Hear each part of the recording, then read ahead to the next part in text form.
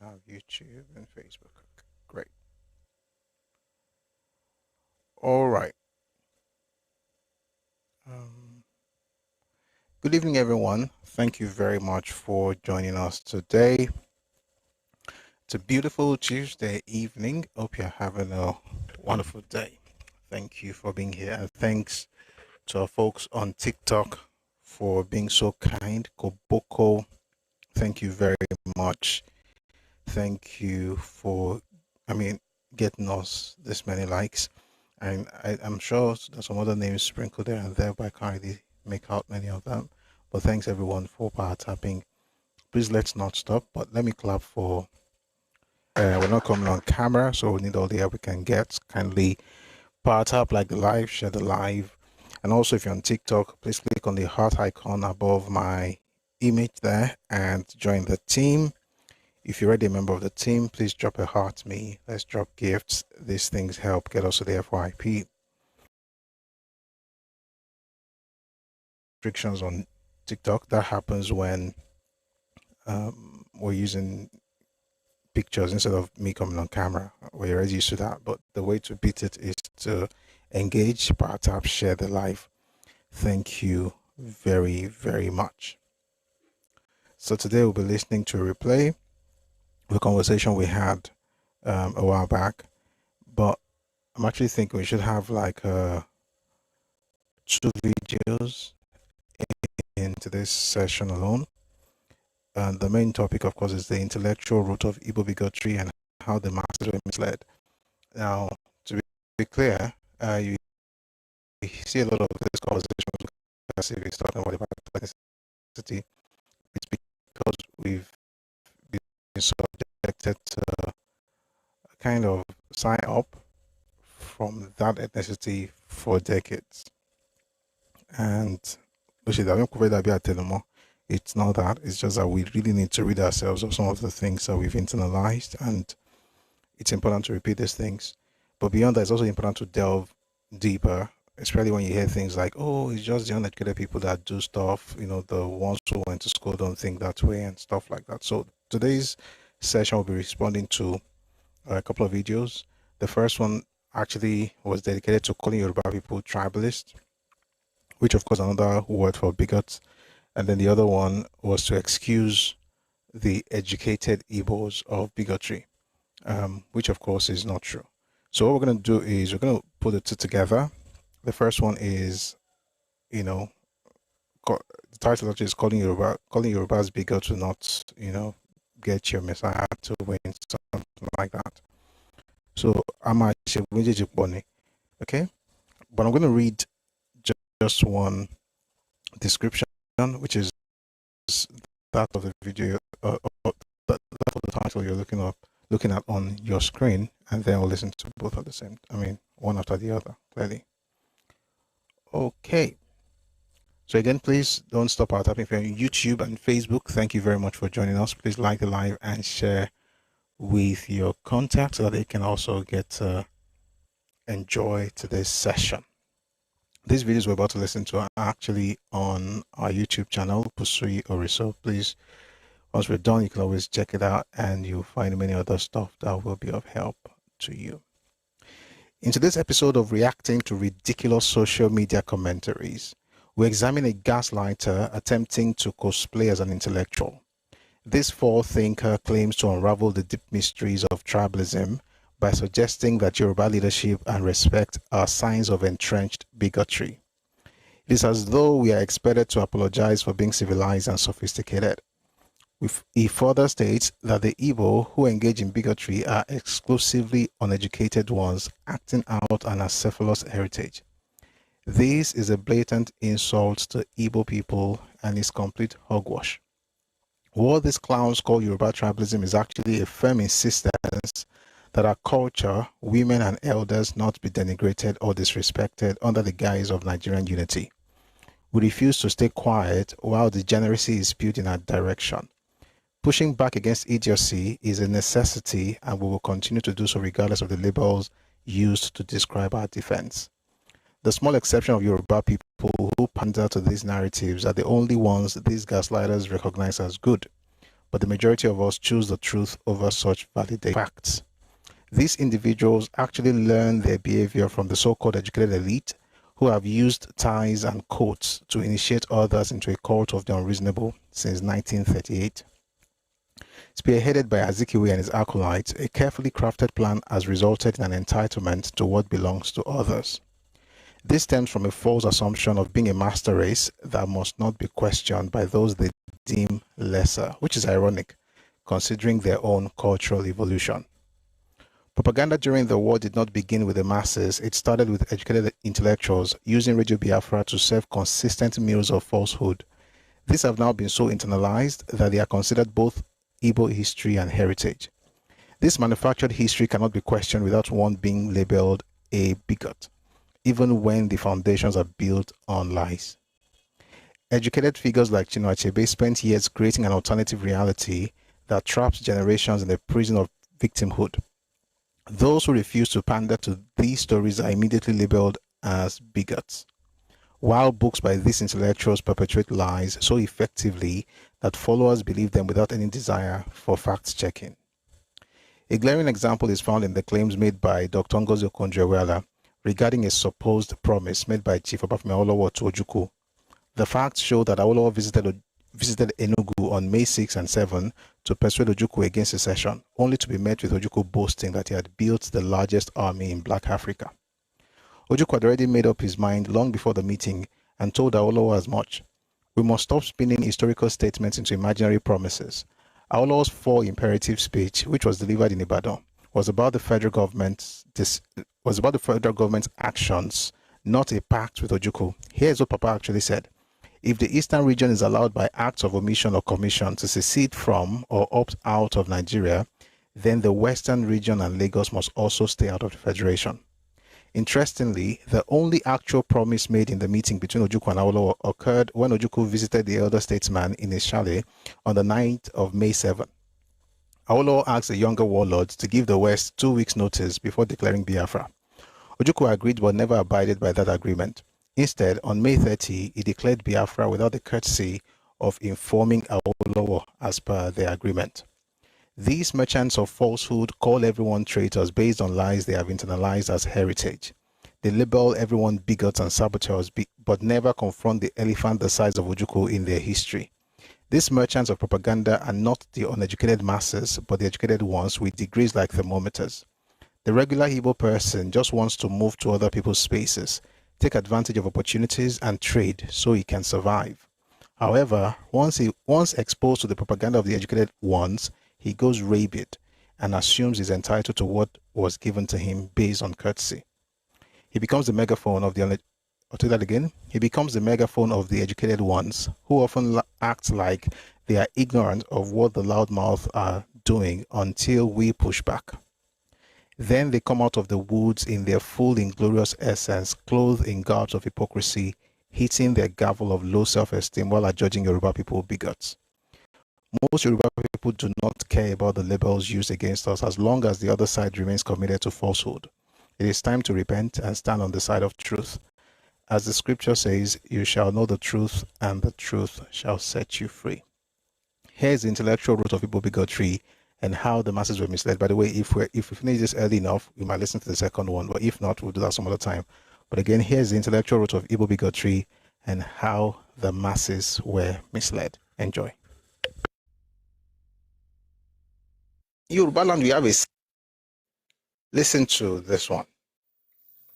But you see, on the side of the Yorubas, on the other hand, no matter how exposed where Yoruba man be, in fact, it be like saying that the elite itself, the ones when go school pass, when live abroad pass, you can see a Yoruba man will be mayor for New York, will be mayor for London. If you come back to Nigeria, it will still be tribal bigot. Still why they talk, there's exception to the rule, but mostly, generally, Yoruba people waiting make their own bigotry, tribal bigotry bad. They say the people when suppose know, enlightened people, they themselves too fall short of the same thing. They are tribal bigots. So most of these people when they see online, most of these Igbos, when they see online, when they say before you talk, they go insult you. We know their level of education. We know where they belong. Igbo man when go school, Igbo man where they prepared. If you tell him anything, this he go try debate with you, tell you say this one, he go draw your attention to certain things. Now so it be. And why this thing they happen be say now the culture of both tribes now because the Igbos by nature are acephalous people kind of as they say in their language, Igboameze, they don't respect a central authority. That is why you go see Igbo man, this one they talk this one, this one they talk this one. Even for their place, the chief, the rich man go talk this one, the other one go answer and talk the other one. The Yorubas are not like that. The Yorubas on their own side, the Yorubas have this central system of government whereby somebody, an Oba or their leader says something and they all have to adhere to it without even questioning it. Kind of. That is, whatever the king says is what is the rule. You understand? So, anybody that finds himself in the position of authority, whether na crook, even in the garage, in all these garage where they see all these touts when they did there, they get their head. Anything where you talk, the rest not tell and say no be like that. That is, the Yorubas have that kind of a thing. And they make their own kind of tribalism. They somehow, they deep rooted. It's like it's a cultural thing. This is madness.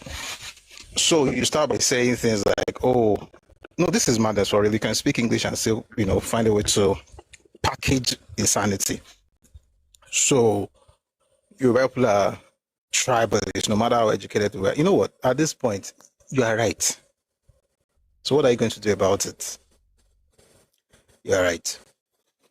If you speaking up makes you a tribalist, like a person can go years, right, just insulting and denigrating your heritage. You can't speak. Once you don't speak, you're not a tribalist. Once you speak up, you're not a tribalist for insulting people. You're not a tribalist for essentially cornering things. Let me use that Igbo Nigeria. When you corner things for your people, your clannish mindset, you're not a tribalist. When you ensure that once you become the head of an organization, federal government organization or state government organization, you ensure that only your ethnicity are brought into that place. You are not a tribalist for doing that, which is what Igbos are known to do, like historically, even till today. Like, and if you want receipts, there are receipts for days. Okay? But no, that's not tribalism. Tribalism is that you dared speak up. Like you're going to actually speak back. You're a tribalist. How are you going to? So here's the thing. He said that Igbos are cephalous. By the way, it's just a big English word for headless. There's nobody that can actually be the authority is not in anyone. Everybody's Oga. So that means that everybody that you see online that just meaning they didn't go to school, it's a lie. Or the people that are just always insulting people and cursing you out, they didn't go to school, they just saw this boy, they don't really understand anything. But if you really see an Igbo person that went to school, they will engage you and you're going to have a conversation. But all these Yoruba people, even they're educated, they're always like that. So here's this, let me quickly help you. Again, this is to attack your heritage. It's our culture because you used to have king. This is stupid. Having king does not mean that the king is an absolute monarch. Okay, the king also has checks and balances, but you wouldn't understand that because you guys are primitives. But it's important to say this: if you're talking about questioning authority, like I said earlier, just because you have a king who, if you don't have something, you won't understand what it is. You're just looking for everything that you can use to discredit it. Kingship, monarchy does not mean absolute authority. It doesn't mean there are no checks and balances. In Yoruba land, we do have checks and balances. Okay, so the king, we have the judiciary that actually, interpret the law and execute the law. You have people that actually make the law. It's not just everything it's not like all the powers are reposed in the king. He has a cabinet. He has people that can question him. If he does anything, they can ask him, but you wouldn't know that. Assume that, okay, because they're Yoruba people, if you go to a park and a park guy says do something, but that means all of them are going to do it. Of course, because before they come out to do something, they would have disagreed if they have to. In Yoruba land, we have a saying, Tomo yabeji bajade, not bara wọn sọ̀rọ̀ tán tó máa ń rẹ́rìn wọn bára wọn sọ tọrọ ni. It means that if two brothers, right, or two siblings leave a room after speaking and they're both smiling, it means they've not told themselves the truth. In other words, if you see one of them frowning or both of them frowning, it means that they've actually had a conversation that's uncomfortable. Whatever disagreements we're going to have, we will have it before we decide on what we want to do. Once we decide on what to do, we will do it. And I've said it several times, all this when we are speaking on social media, the Agberos you are insulting, they will be the ones who deal with you guys. And on the Gbebo, there's something he said I wanted to actually speak on, because he said a lot of nonsense. And that the thing they do is, Yoruba also have it to, but Igbo own is because they are headless. But these Yoruba people, they're always sounding the same thing. You see, there's something that they try to do. When you see the Igbo person on the internet talking like this and insulting you, is because they're uneducated. That's not true. When you see the Yoruba person who's speaking, even if he's educated, there's a difference you will notice if the Yoruba person is actually educated. Number one, is most likely trying to debunk whatever stupid claims you are putting all over the place because you are supposed to be a perpetual victim. That's number one. Number two, is most likely going to be on an intellectual basis. Well, there'll be Yoruba people that also insult people on social media. And you're wrong.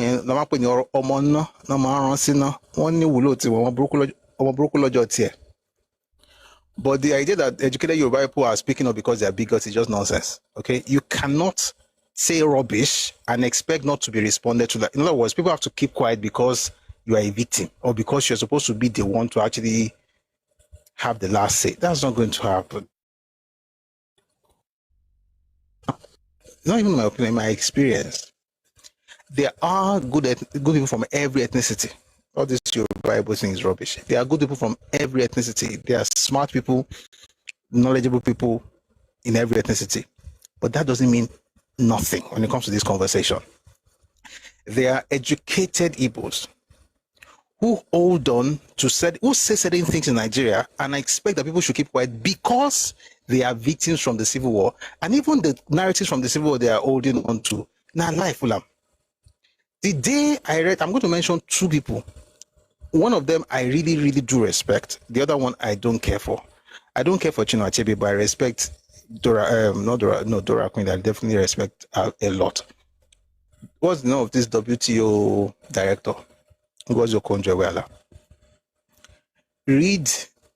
I don't even know if I should tell you to read that book. If you read the book by Chinua Achebe, the last one he wrote, There Was a Country, it's a propaganda tool. If I ever had any respect for that man, reading that book just made all the respect just evaporate. Why? Because there is no way on earth a man is leaving the earth and he chose to leave behind a legacy of propaganda, to leave the next generation in a place of perpetual victimhood just because you want to stay true to who you were and what you were doing during the war. Achebe was a Biafran propagandist. He worked in Radio Biafra. So that on your deathbed, you are still writing a book that will perpetuate falsehood. I don't respect such people. Now, is he not educated? Or was he not educated?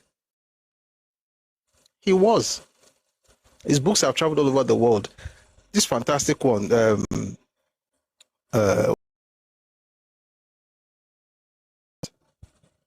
he should have just been true to his story writing. Even the story writing itself, when you read Man of the People, you know there's no way you will read Man of the People and you will not know that he was actually writing the manifesto for the January 15 coup. The book was published the same month, January of 1966, and he was saying he just looked as if it was true, like he knew. Some people like he was a prophet. Prophet how? He was predicting what was going to happen as though he knew what was going to happen. And if you think I'm lying, maybe we won't do it today. Who knows? I'll look for that book. I'll read it to you if we have time. If not, some other time. But you can get the book, Man of the People. That is novel that they published in 66. People will just be moving like a jula. They will be like a serpent and then acting as if they are so smart. He kept lying to the people even on his deathbed. He was still writing propaganda for everybody. He has left them in that state. May God heal them. The second person I want to mention is somebody I actually do respect, and which is actually what makes it more disappointing. Dr. Ngozi Okonjo-Iweala is one of the most brilliant economists that I think Nigeria has produced. But when it comes to history, she also carried the propaganda from people like Achebe. Read the book she wrote, herself and another gentleman. The book is titled Chino Achebe, Teacher of Light. It's in that book that she wrote something that even Achebe would have been like, wow. Did I say that? Like, did we really believe that? You know what? Be like I say I'm talking. Let me find you that stuff and read those things to you. It's going to take me a bit because I didn't prepare for this. Because according to this clown, it's only uneducated Igbos who make up stuff. The educated ones, don't get involved. It's a lie. I really hope I find this thing. I would love to read it to you guys. I'm going to read to you what Achebe said in his book. Then I'm going to read to you what Ngozi Okonjo-Iweala said in her book, and tell me if they are the average Joes and Janes on the streets, or if they're actually the creme de la creme of Igbo society. Even though Ngozi Okonjo-Iweala is not from the southeast, but somehow I think she also got to drink the Kool-Aid.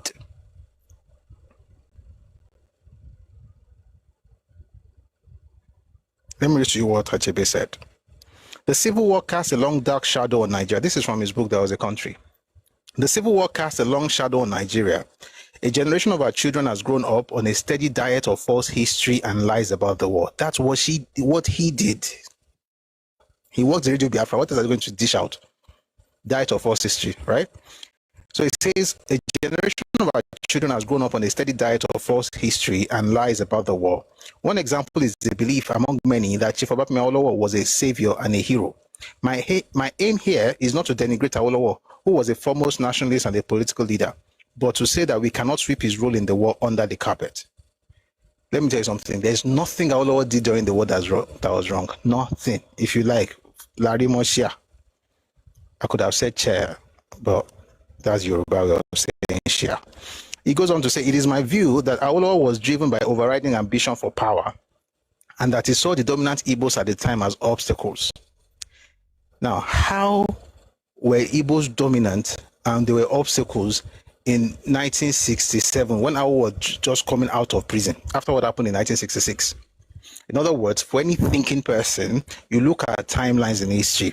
In January of 66, Igbos had that coup. It was an Igbo coup. It was an Igbo coup. They always insulted me. I don't care. It was an Igbo coup, and I can prove it. People have sent me some videos from some supposed educated people who are very unbiased, but who are Igbos, who are always telling people, why do you think they say it's an Igbo coup? Just to they just say, what do you think the Igbo coup? The person now did a video and said the coup was planned by Ozogu. I said, and you say you are educated. Say it was not an Igbo coup. That's your business. It's an Igbo coup. Now, in July, there was a counter coup by the Northerners. All this time, I was in prison. I was in prison. They already put Awo in prison in 1963. This back and forth between the North and the East was in 66. Awo came out August 3rd of 1966. And then by May, in fact, before May, he was already trying to play that reconciliatory or the mediatory role. I said, what's the word? What's the right word? Was trying to mediate, and that's a better way to put it. He was trying to mediate between Nigeria and the East. May 6 and 7, he went to Enugu to talk to Ojukwu. This is the same person that Achebe is saying here that he was driven by an overriding ambition for power, and he saw the dominant Igbos at the time as obstacles. How were Igbos dominant at the time Awo was coming out of prison? How? And what threat were Igbos to Awo or the West? You were not threat to anybody. Shakin Shebiora. Then he says here, he is said to have once declared, this is Achebe writing about Papa, he is said to have once declared that if the Eastern region seceded, the West would also secede. But when secession came, the West did not follow through. What did you notice? Achebe said, listen to what he said though. He is said to have once declared. My question to Achebe would be that how old were you when he supposedly said this thing that could have declared, or that he probably declared? How old were you at the time? What do you mean he is said to have declared? Where were you? Were you a child? Did you not know exactly what he said? But you see, if you're a propagandist, you don't care for the truth. You just need a bit of it to make a point. You take a bit of truth, you spice it up with a lot of lies, and then you present it to people as a meal. So you say things like, it was said to have said, it was said to have once declared that if there is Stanley jump, because I'm sorry, he said to have once declared that if the Eastern region seceded, the West would also secede. I would never said this, but Achebe wrote it in his book. Younger Igbos read this nonsense and then they get angry, and when you respond, you are the bigot, you are the tribalist, because you're supposed to just listen to them because they are victims. I'm going to tell you what I will say later, but that was Achebe's idea of the truth, which is a lie. Let me read you what Ngozi Okonjo-Iweala said. This book is called Achebe, Teacher of Light. And this is what she said. The Civil War broke out on May 30, 1967. That's not true. Even the very first line is not true. There was no civil war in Nigeria until July 10, 1967. Ojukwu declared Biafra on May 30th, but there was no war until July. So the first line from somebody I actually respect happens to be false. Now, does that mean that I don't respect her anymore? Of course I do. I wish I was even an economist. I would really, maybe she would be like one of my role models, but she's not my role model. Just someone that I respect. I think she's done fantastically well with her life. So that's great, right? But when it comes to history, it doesn't mean that thing actually you can transpose it from World Trade Organization to Nigerian history. The very first line is false. She said the Civil War broke out on May 13, 1967. That did not happen until July 10. So she said, let me just read what she said. The Civil War broke out on May 13, 1967, when the Igbos in the southeast, under Colonel Emeka Odumegwu Ojukwu, declared Biafra an independent state with Enugu chosen as its capital. Biafra also had its own national currency. The Igbos had made this secessionist move with a promise from Chief Obafemi Awolowo. I'm talking very fast. The Igbos had made this secessionist move with a promise from Chief Obafemi Awolowo in the southwest that the Yorubas would follow suit. The plan was, if the southeast and southwest broke away from Nigeria, from the Nigerian Federal Union, the federal government would not be able to fight a war on two fronts. Awolowo, however, failed to honor his pledge, and the secession proved a nightmare for the Igbos. Awolowo, in fact, became the Minister of Finance of the federal government during the Civil War. The Igbos interpreted this as a sign of bad faith on the part of a Yoruba leader, and trust was further eroded between the two ethnic groups. The Yorubas, using superior federal military power in alliance with the North and other Nigerian groups, and supported by the British, forced the Igbos back into the Federal Union after a period of 3 years. Now, when you read that as a Yoruba person, if you are like me, who respects Dr. Ngozi Okonjo-Iweala, you say, how could I have done this? Now you're feeling bad. Now you're like, Dr. Ngozi cannot lie. She cannot lie. We know who she is. Komata. So let's try and explain this thing. Now, you remember how did we get here? The guy said it's the uneducated people that are always lying and insulting people on social media. The educated ones will sit you down and tell you, well, these are the educated ones. I mean, there are many books, so I just want to talk about this too with Achebe and Iweala. Now, he said Igbos made the move with the promise from Awolowo. There is nowhere on earth. And no sane person should ask me, well, no sane person will ask me, because people have this stupid thing of how old were you when it happened, as if they were alive. Some of them are Christians and Muslims. Were you alive when Jesus was around, or when Muhammad was? So if you were not around, just listen. Don't ask me that question. I'm preempting some people who ask that kind of funny question. But here's the point. There's no record anywhere on this earth where our promised Ojukwu that if the East moved, the West would move. Number one, it is disrespectful to me as a Yoruba person for a person to tell me that nonsense. That if Igbos do something, Yorubas would do it. Say waiting happen. This was 1967. 4 years prior, Okpara was just forcing people to wear clothes in Enugu. How are you going to expect me to do something just because you want to do it? In terms of civilization, we are different levels. I'm not saying one is better than the other, but you can figure out which one is better than the other.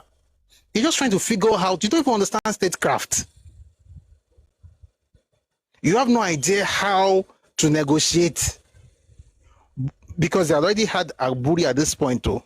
Aburi was in January 4 and 5, 1967. There was already decree number 8 on March 17, 1967. Decree number 8 that Ojukwu rejected. So I will now come and meet you in May and tell you that whatever you want to do, we'll do the same thing. Based on what? It never happened. But a world-renowned economist wrote it down in a book that it happened.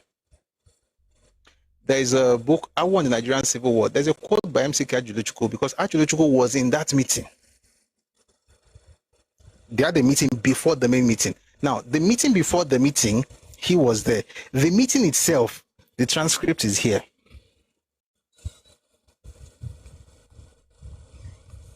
The transcript of our meetings in this book. Everything they discuss is inside this book. The meeting that now happened after the meeting, that one, you find it in the book by Wole Soyinka. So there's a meeting before the meeting. MC Kajuluchukwu was there. They didn't talk about any promises. The meeting itself, where Allah was supposed to have promised him something, is here. There's no record of any promise made by Awo to Igbo people.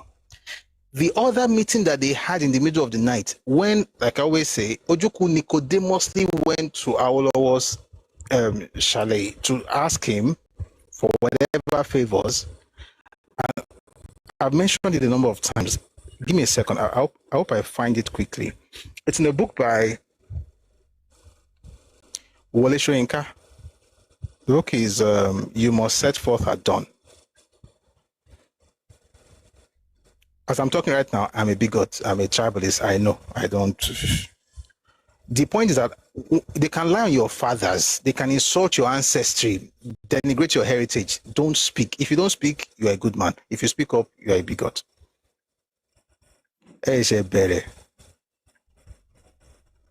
I'll find you that page. It was where Papa was telling Professor Soyinka what happened when Ojukwu came to meet him and what Ojukwu asked for and what Awo actually asked for.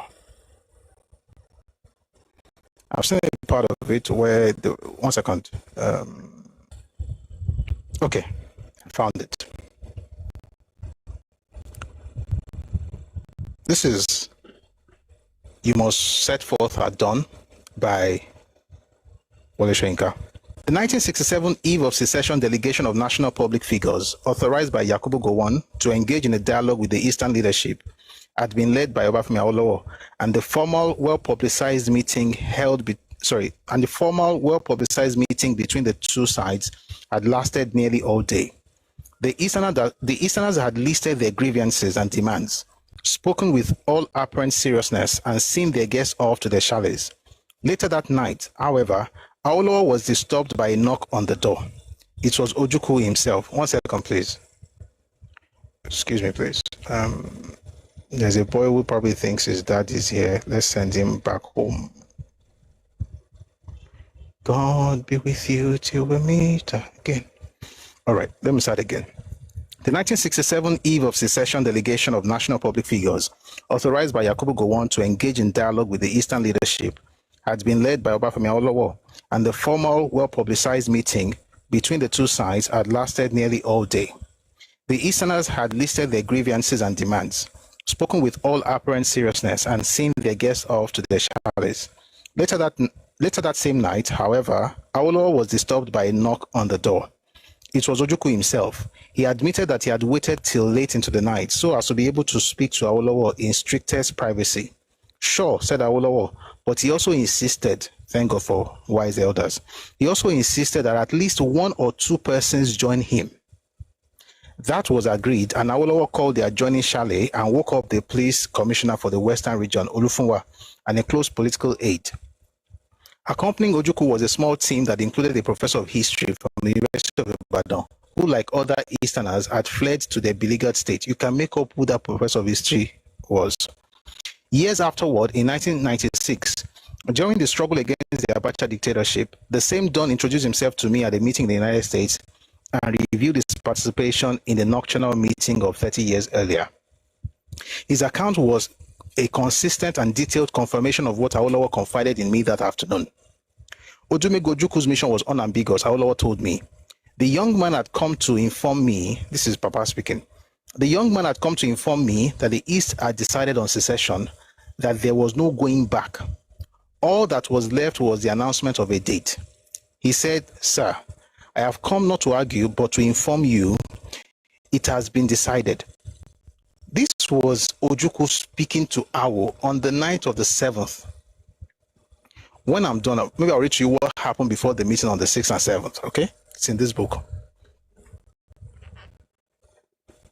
Now, at the Bari meeting, Baba was in his room. He went to say to him, it has already been decided. This was not, are you going to do something? Should we do something because you want to do something? No, he was telling Awo what they wanted to do. You should read this other book. I'm going to read continue. If you can, again, please join our Telegram channel, Radio Me Global, and look for the book. And you will see exactly how Ojukwu arrived at breaking out of Nigeria. It had nothing to do with Awolowo. Had nothing to do with Yoruba people. But if you're supposed to be a perpetual victim, you always be looking for people to blame for your predicament. Let's get back to this one. Listen to this. The young man, that's Ojukwu, had come to inform me that the East had decided on secession and that there was no going back. All that was left was the announcement of a date. He said, quote, "Sir, I have come not to argue, but to inform you it has been decided," end of quote. It was all clear that any discussion was futile. Awolowo continued. After all, we had done nothing but talk all day. Ojukwu confessed that he had agreed to meet the delegation at all only out of respect for my person. Biafra had already made a decision. I was not surprised, the chief admitted. I did one thing though. I made one request of him. In fact, I insisted on it. I said to Ojukwu, at least let us in the West, me specifically, have a minimum of 2 weeks notice before you announce the decision. And he promised, yes, he promised me that much. The question you should ask yourself is that, did Ojukwu tell anybody that he was going to leave out? I mean, this was on the 7th. Did he give Awolowo 2 weeks notice? No. All we know was that by May 30th, he unilaterally declared Biafra. The only thing that Awo asked for was actually a promise from Ojukwu. Awo did not make a promise to Ojukwu. He got like a promise, or from Ojukwu, asking Ojukwu to inform us in the Western region 2 weeks before declaring Biafra. He didn't inform anybody. He then went to town to say, I will not promise him something. So, in fact, let me read something to you. This is not today's topic, but we are here now, aren't we? Let me read to you from Ajuluchuku. The visits to Enugu on May 5, 1967 by Awo and his conversations with Colonel Odumego Ojukwu, military governor of Eastern Nigeria, have been the subject of continuing public debate ever since. Incidentally, I had the opportunity of holding some informal discussions with the chief for 3 hours on the morning of May 6. In fact, we concluded our talks at 10:50 a.m., only 10 minutes before his first meeting with Ojukwu, and I happened to be around in an adjoining room when their private conversations took place on that and on the following day, May 7. I should therefore be in a position to testify from first-hand knowledge that at no time during that turbulent crisis did Awo harbor any thoughts or take any actions other than those calculated to encourage the continuing identification of the Igbos as an integral part of Nigeria. Even if for a trial period of a confederal linkage, at the same time, I felt certain then, after listening to him, that should the Igbos be pushed or forced out, he would be willing to lead the West out too, and with the East, Midwest, and Lagos, help to organize the Southern Condominium. That's what he said he felt certain about. Didn't say Awo said it. I'll now read to you what Awo actually said. In fact, let me finish this one first. It says here, perhaps the most striking declaration made by Chief Awolowo during the first day of his talks with Ojukwu was the assurance regarding the safety of all Eastern Nigerians in the West and Lagos. The transcript of that recorded statement of May 6, 1967 is as follows. Nobody can tell, this is Papa speaking, nobody can tell when life will be lost. But I think speaking in the minds, I'll take that again, nobody can tell when life will be lost. But I think speaking the minds of the entire people of Western Nigeria and Midwestern Nigeria, that if anybody can at this stage take the life of an Igbo man or an Easterner, or if any outstanding Easterner loses his life by the act of someone else, the whole of the western region and the midwestern region will take it as the end of Nigeria. I can give that assurance on behalf of Western Nigeria and Lagos. Essentially trying to protect Igbos in Yoruba land. Still, they call him a bigot.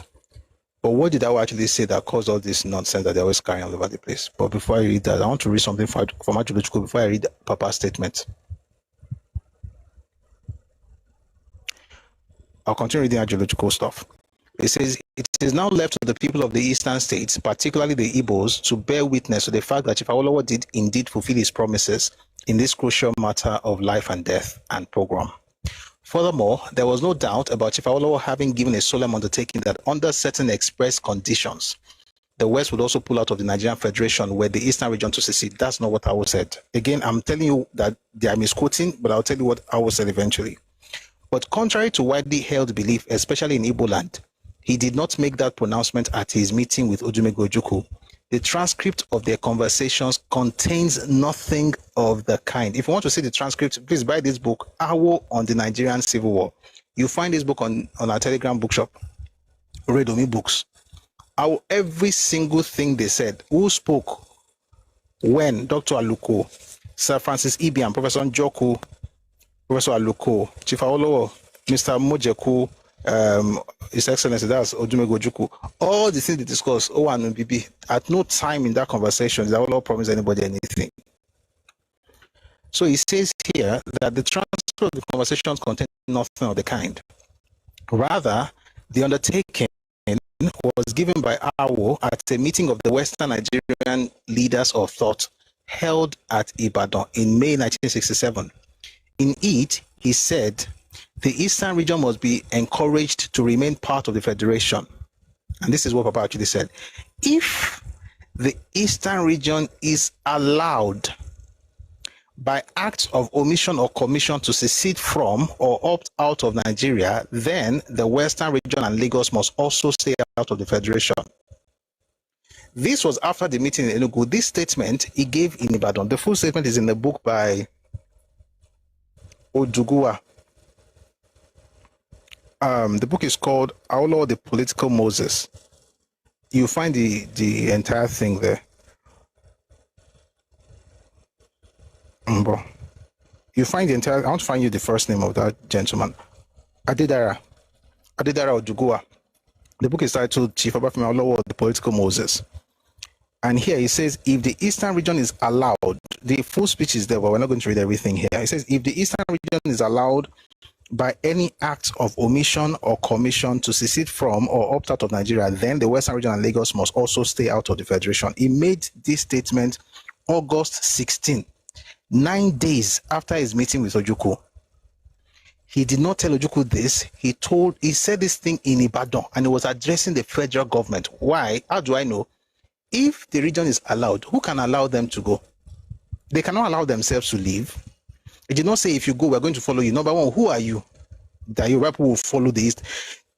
See, if you read Nigerian history, some of the things that people say, it just make you feel as if you feel disrespected on behalf of your elders. Like, what are you talking about? You don't even have enough understanding to come up with the plans that you need. If you read the book by H.M. Green, where Anthony Nauro was reporting what happened, he said, he told Awolowo that, listen, that he had built the largest army in Black Africa. It was just boasting. Nothing concrete, nothing strategic. Everything just unzobu.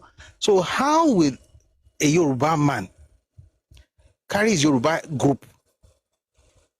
Even though at this time he was even a civilian, it's not like he had weapons. That's Papa.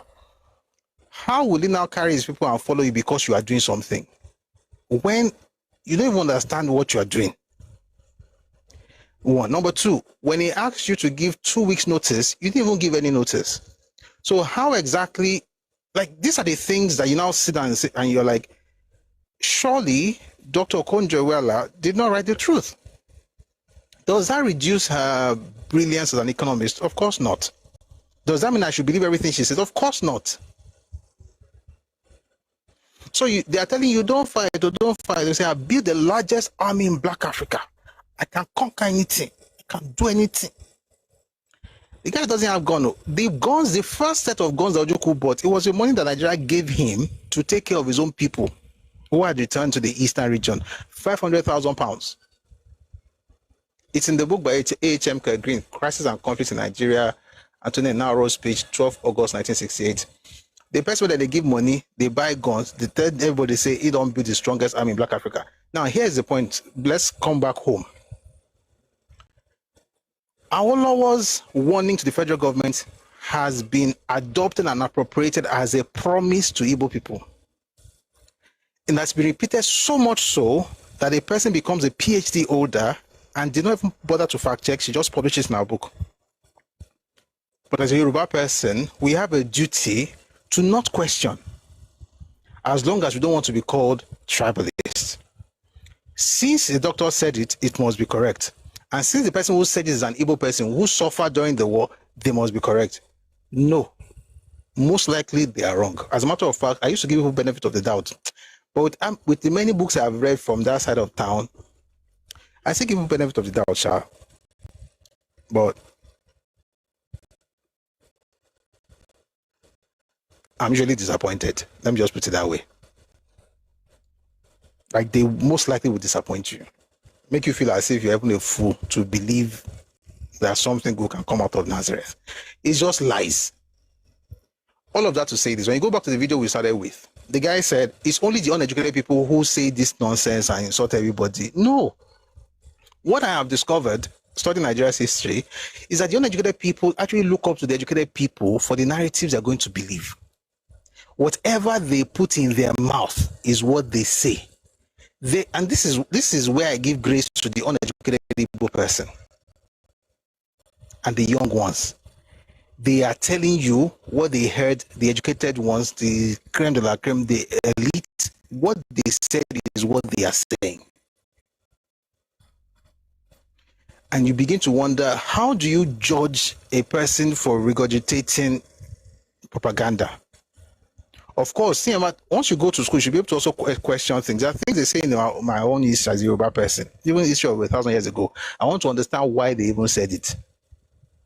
When I was studying what happened in Ife in 10th century, how could this have happened? So what did I do? I went to look for other books to try and understand. So what books did I read? What were professors, the history professors that had done research, the archaeologists, what did they discover? How do I actually understand what happened? Not to be crying like a baby all over the place, saying, see what they did to me.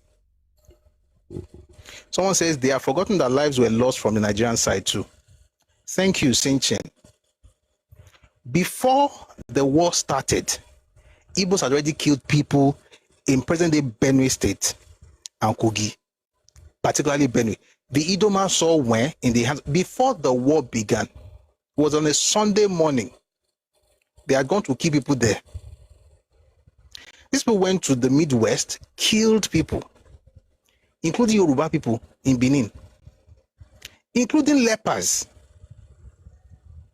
There's a lepers colony around the Osiomo River, where you have the Edo and Yoruba on one side, and then you have the Igbos on one side. The Biafran forces went through a lepers colony, crossed the river to the other side, and killed as many lepers who were Yoruba and Benin that they could handle, or Edo that they could touch, just killing them. Lepers. Killed ourselves, went to Ueli, to Sapele, to Wari, to Bini, just constituting nuisance. Traveled all the way to Ondo, to Ore. Killed people. Oh. You said you want to fight a war. It's a war. But now they kill people. When you can't kill, you can't say that the people are bad. What should they do? It's the same thing you see on social media. Like we can insult you. I'm not even going to insult anybody, to be honest, because I'd rather send you home. But the point is, you can just pour out your own narrative or shoot your own guns, but nobody should respond. If they respond, they are tribalists. It makes no sense. And I'm not expecting them to change, by the way, just to be clear. This is not for anybody to change. It's just for Yoruba people to understand the fact that want to get in, want to get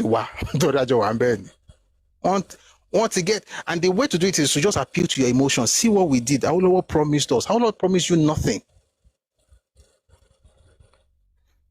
So you're not compassionate. We are compassionate when it comes to people who suffered the tragic death on all sides, the malnutrition. You can see that stuff and actually acknowledge what happened. Now, I can do that and not change history in order to make you feel comfortable. That's the thing. So I can acknowledge the pains and feel bad about it, but I will never, as a Nigerian, never apologize for anything that happened during the war. Never. All this, I saw a video, I'll see if I can find it. The guy said, until Nigerians apologize something for it to Igbos, nothing will go. If we are really keeping it a buck in this country, Igbos should be apologizing to the country for the next 1,000 years. And I said it. You don't see, if you're an able man, I'm not saying it's your fault. You probably didn't even know what happened. Your parents or your grandparents probably suffered for it. But it's like when we talk about what happened in Nazi Germany, it's not like every German decided to do everything. I mean, there are good Germans.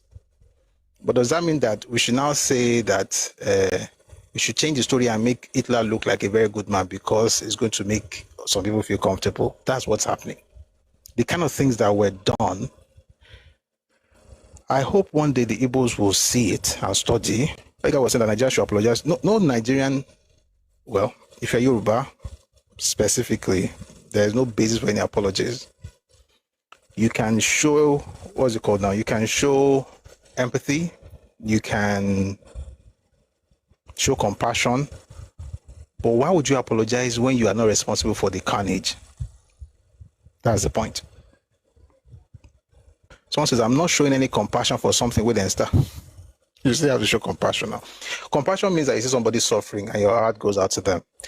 Anyway, the point is that we are not going to get carried away by what that person is saying, where he said it is the uneducated people who propagate falsehood and insult people, but are the educated ones who want to take it.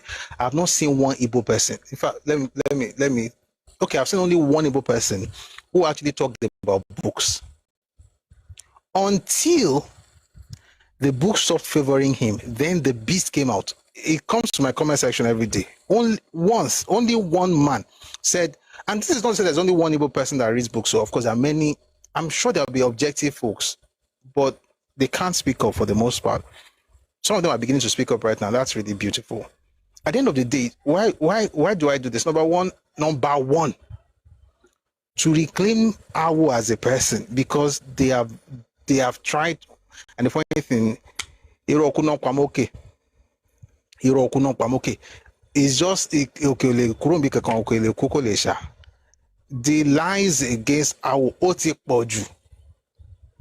And when people lie about Awo like that, it's not because of Awo, it's because of you. If you cannot look up to him, you have nothing to copy from him. And he's the greatest politician from this side of the world. So if you denigrate him, that means that you cannot look up to him. That means that you have to find your hero amongst them who have lesser people than yours. And it's a fact. And I'm not saying this out of disrespect to anybody. Even Michael Okwara said it. He regretted for even following them against Awo. He said it. When I'm putting out this video, maybe I just put the picture there. All of that to say that people believe certain things from the Southeast, right? And they regurgitate it regardless of the education. They could have degrees like a thermometer. They will still regurgitate propaganda. There are exceptions, yes, but generally speaking. And instead of this person trying to heap the blame on the uneducated people, the blame actually belongs to the educated people. Because the uneducated ones did not just make things up. They said what they were told. Read The Trial of Biafra's Leaders by Nelson Otta. He said that there was mass hypnosis in the Southeast. His own words, mass hypnosis. It was so bad that when the people heard shells, like people were throwing bombs into Igbo land, the people inside town were like, that's Biafran scientists testing their new equipment. They couldn't even come to live in reality. They were coming to kill them. But people in Radio Biafra were telling them that, Biafran army don't take over every part of Nsukka. Meanwhile, the Nigerian army was at the doorstep in Enugu.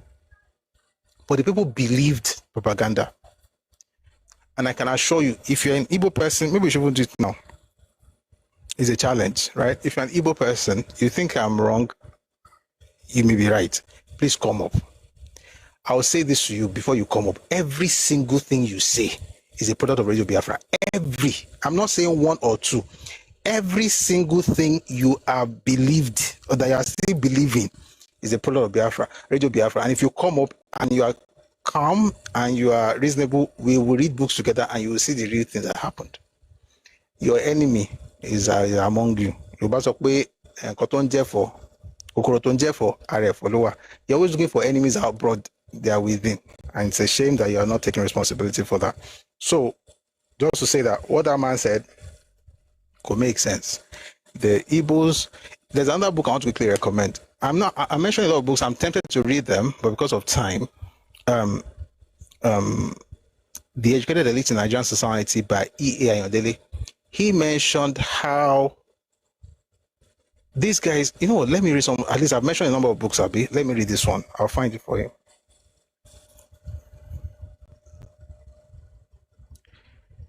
I want to read to you what Igbo elites were saying in 1968. In 1966, 1968, after after Iran took over power and then working. Thank you very much for the gifts. I say Bonfire, thank you very much. Thank you. By the way, I appreciate all people gifting. Thank you. I may not stop because of the flow, but I really do appreciate you. Eshegon. God bless you. It makes you now begin to feel somehow for the average Igbo person because he's regurgitating absolute hogwash. But he's saying it because he believes the people who told him that. Let me give you a very funny example. A man called Okonkon Ndem. He worked in Radio Biafra. Okay? They were the ones who were churning out propaganda. At a particular point during the war, he told Igbo people that Awolowo has sent food. Thank you very much. Awolowo has sent food. These were his own words, too, but the food that Awolowo sent to Igbos, that food was poisoned. Till tomorrow, Igbos still tell us that Awolowo sent them poisoned food. They did not see the poisoned food. They did not eat the poisoned food. They don't have any example of a person that ate the poisoned food and died. They have nothing, but they'll tell you that there was poisoned food sent by Awolowo. Here's the crazy part. The man who told them that Awolowo sent poisoned food was eating the food. In actual fact, they were diverting the food from the people to the army, to the radio broadcasters, the teachers, the lecturers, the doctors, the architects, everybody that was useful to Ojukwu had food. As a matter of fact, they had snacks. Ojukwu's children had snacks. They had toys. It is people whose grandparents were used in a very terrible way. It's a shame that would happen to human beings. They are the ones who are now supporting the ones who were eating the food that was sent to your grandfather. Crazy. They send your grandfather food. Person take the food, go chop. Let your grandpapa say that food, they don't poison them. You are angry. You are like 3 generations after. You are still angry with the supposed poisoner of the food. Meanwhile, the person who tell you that nonsense, don't chop the food. Hell. That's another book, but let's just read this one. Let's stay with this one. This is from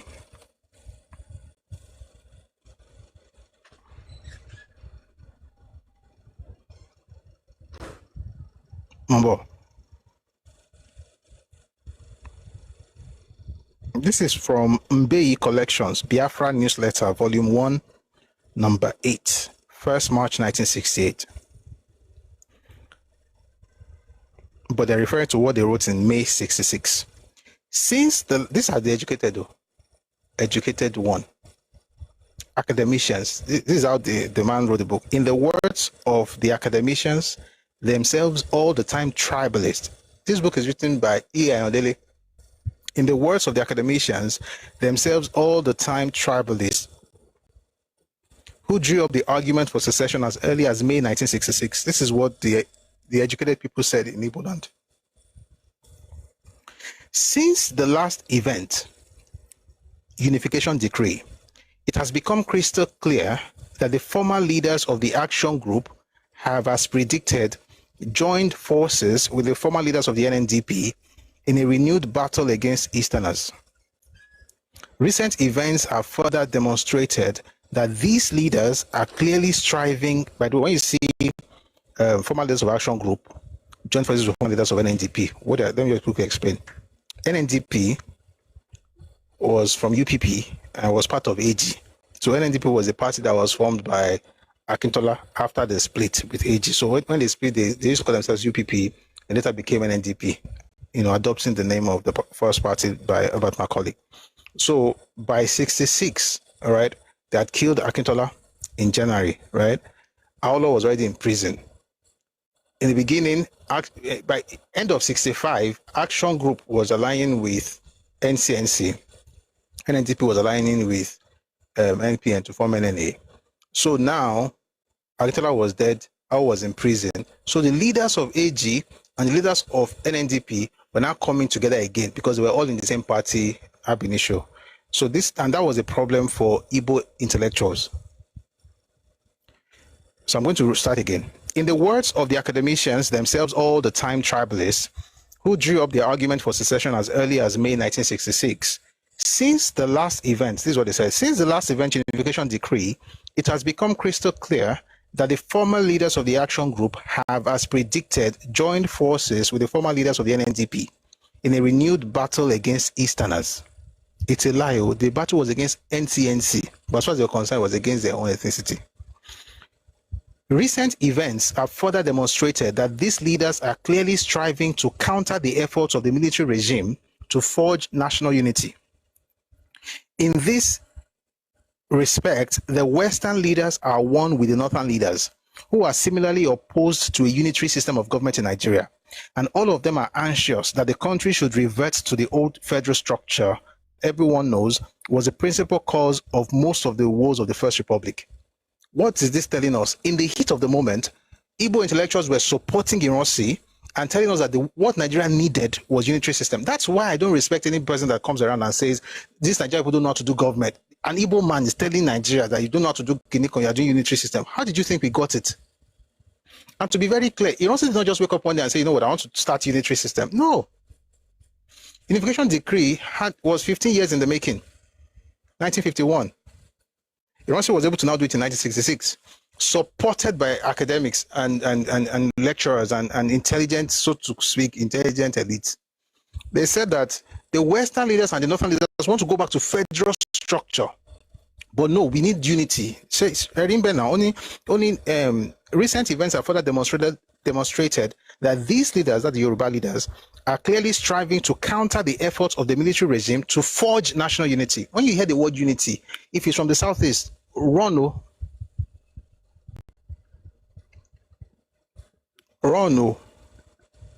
It's not about unity. It's about access to resources.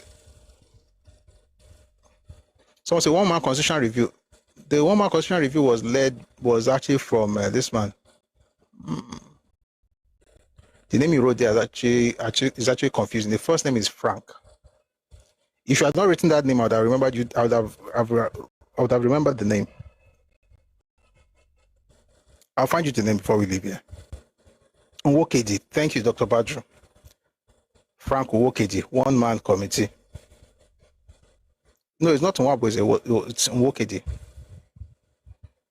One-man committee. Let me finish reading this thing. But this is not to say that the generality of the Igbo saw themselves as seekers of dominance over the rest of Nigeria, or that the Igbo leaders or the Igbo leadership saw itself as exploiters of other peoples in Nigeria. The self-styled leaders and spokesmen of the Igbo people, mainly university lecturers or mainly university intellectuals, argued passionately that it would be wrong to see the Igbos as grabbers of most of the offices in the country, even though they were grabbing it too. Rightly considered, they contended they deserved to hold these posts by virtue of their special talents. They were the most receptive to new ideas. Rightly considered, they contended they deserved to hold this post by virtue of their special talents. They were superior to other ethnic groups in culture and civilization. Oh, shock me back on. In 1966, how are you superior to? They were superior to. These are lecturers. They were superior to other ethnic groups in culture and civilization. They were the most receptive to new ideas and the most able to assimilate them. It would be most unfair and unjust for any other people in Nigeria, particularly the Northerners, to wish to dominate Nigeria. For Northern Nigeria lacked education and culture and was never in a position to contribute to the advancement or progress of the country. That's from Mbeyi Collections, Biafra Newsletter, Volume 1, Number 8, 1st March 1968. The idea of a superior race is from Zik and this intellectual so-called. So when this one is saying, we got here because of the video we listened to earlier, where the guy said, this is only the riffraffs, the uneducated people that always say, no, they got it from certain people. And if you notice, those people, they didn't used to speak before, now they're beginning to speak, and when they speak, they sound exactly alike. Somebody put a picture on Twitter. It's actually quite insulting, but it's essentially saying that from the east, from the southeast, that regardless of education, I'm sure you have seen that picture, I don't have to say it. Regardless, you can say PhD holder and somebody selling things on the street, they sound like it is true. When it comes to history, when it comes to their profession, of course, if you're when it comes to history, it's the same thing because they got it from the same source, and that source is Radio Biafra. And who were in Radio Biafra? Educated people, the elite of society. E.g., Achebe, Chukwumerije, Okokonudem, who was not able but was doing too much to claim a place in the pantheon of interesting characters. Anyway, I think we've listened to that, we've responded to that one long enough.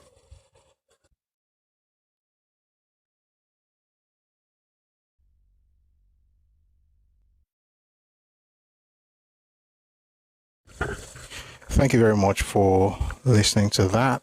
You just listened to the intellectual root of Igbo bigotry and how the masses were misled. And I'll say this, that the more you study Nigeria's history, the more grace you give the ordinary person. And I did once with rewriting history. They didn't and they couldn't have. Okay? The rewriting of Nigeria's history, the making of the victim, everything was done by the intellectuals. And we only refer to two incidents, a particular incident. We're just talking about the war, but if you really want to go deep into it, you can go into what Nigeria was like way before the war. And everything started because, I need to say something. Okay, let me finish that thought. Everything started because certain people wanted to get a space for their own people. Let me say it again. I think we should be more gracious towards uneducated people. You see, these clowns on social media will consider themselves as nuisance and send death threats all over the place. They are victims of propaganda. They just don't know it. The thing they believe in, they don't even know how those things were formed. When they curse you out, they don't even know why they're doing it. They are angry, but they don't know why. What they consider to be history, my father told me, even their father and their grandfather didn't even know what happened. And that's why I recommended the book, while we're talking earlier, The Trial of Biafra's Leaders by Nelson Otta. You read that book and you feel very sad for people, very bad for people. Why? Because whilst they were just going about their activities, they were told what to believe and they believed it, and everything they were told. Now, life will if you read the book, and I think we've read it here before, but just because it's not, I don't usually like to read when we have this kind of sessions, but I think it would help to actually read the part I was trying to talk about. Give me a second, please. Okay. I think it's this one. Okay. Please take a listen to what I'm about to read. This is The Trial of Biafra's Leaders by Nelson Otta. It says, Ojukwu and his aides, still very much ensconced in the comparative safety and comfort of the State House, Enugu, were determined not to listen or to cooperate with the field commander. Millions of the inmates of Ojuku's monolithic empire fed on nothing but the fanfaronade being dished out by Radio Biafra, and so still convinced that quote-unquote no force in Black Africa could bring the Biafran empire down, were not listening either. The euphoria was too massive to allow either doubt or dissent. The words he chose to use are actually quite interesting. He said here, millions of the inmates, it's as though they were in prison, millions of the inmates of Ojuku's monolithic empire fed on nothing but the fanfaronade being dished out by Radio Biafra, and they were convinced that no force in Black Africa could bring the Biafran empire down, and they were not listening to anything else. They all listened to one source of, they all had one source of information, and it was a poison source. And let me say this, because, when we have these conversations, it could be like, say, people they fight. So why are you talking like this? Do you hate them? It's not. The truth of the matter is this: if you're an Igbo person and you read like this, you'll be angry. If I want to hate you, the way I go talk, I'm not like this. I go talk. In reality, this is actually a product of love. Yes, maybe tough love, but it's love. You wonder how many people had to die before this man changed his mind. I mean, he didn't really surrender; he ran away. The crazy part is, it's those who lost their grandparents and their uncles and their great-grandparents and their fathers to this that stand up and say, you hate me. I don't hate you. I love you. I don't even hate anyone to start with, but I definitely do not like the person who got your parents killed. There's another part of this stuff I want to read to you. Give me a second.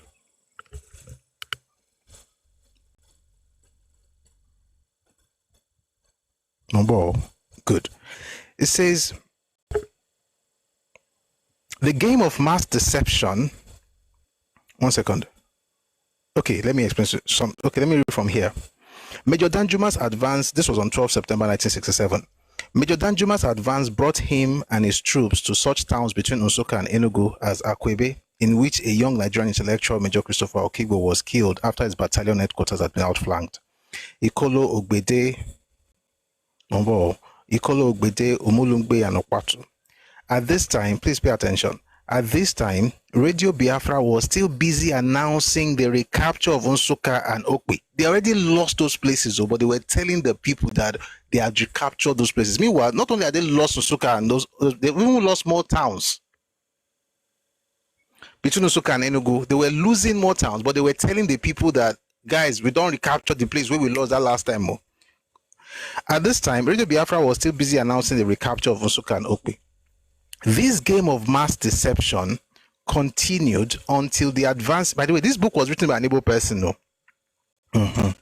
Like I said, there is no way. God is a faithful God. There will always be a remnant.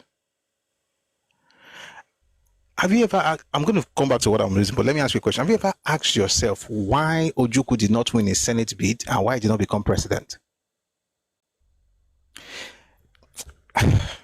There are some things I really hope that the Igbos would tell themselves, but we would tell them because you can't be blaming our fathers and ourselves for what your fathers did. If you can't blame your fathers for whatever reason, that's okay, but don't bring one on me.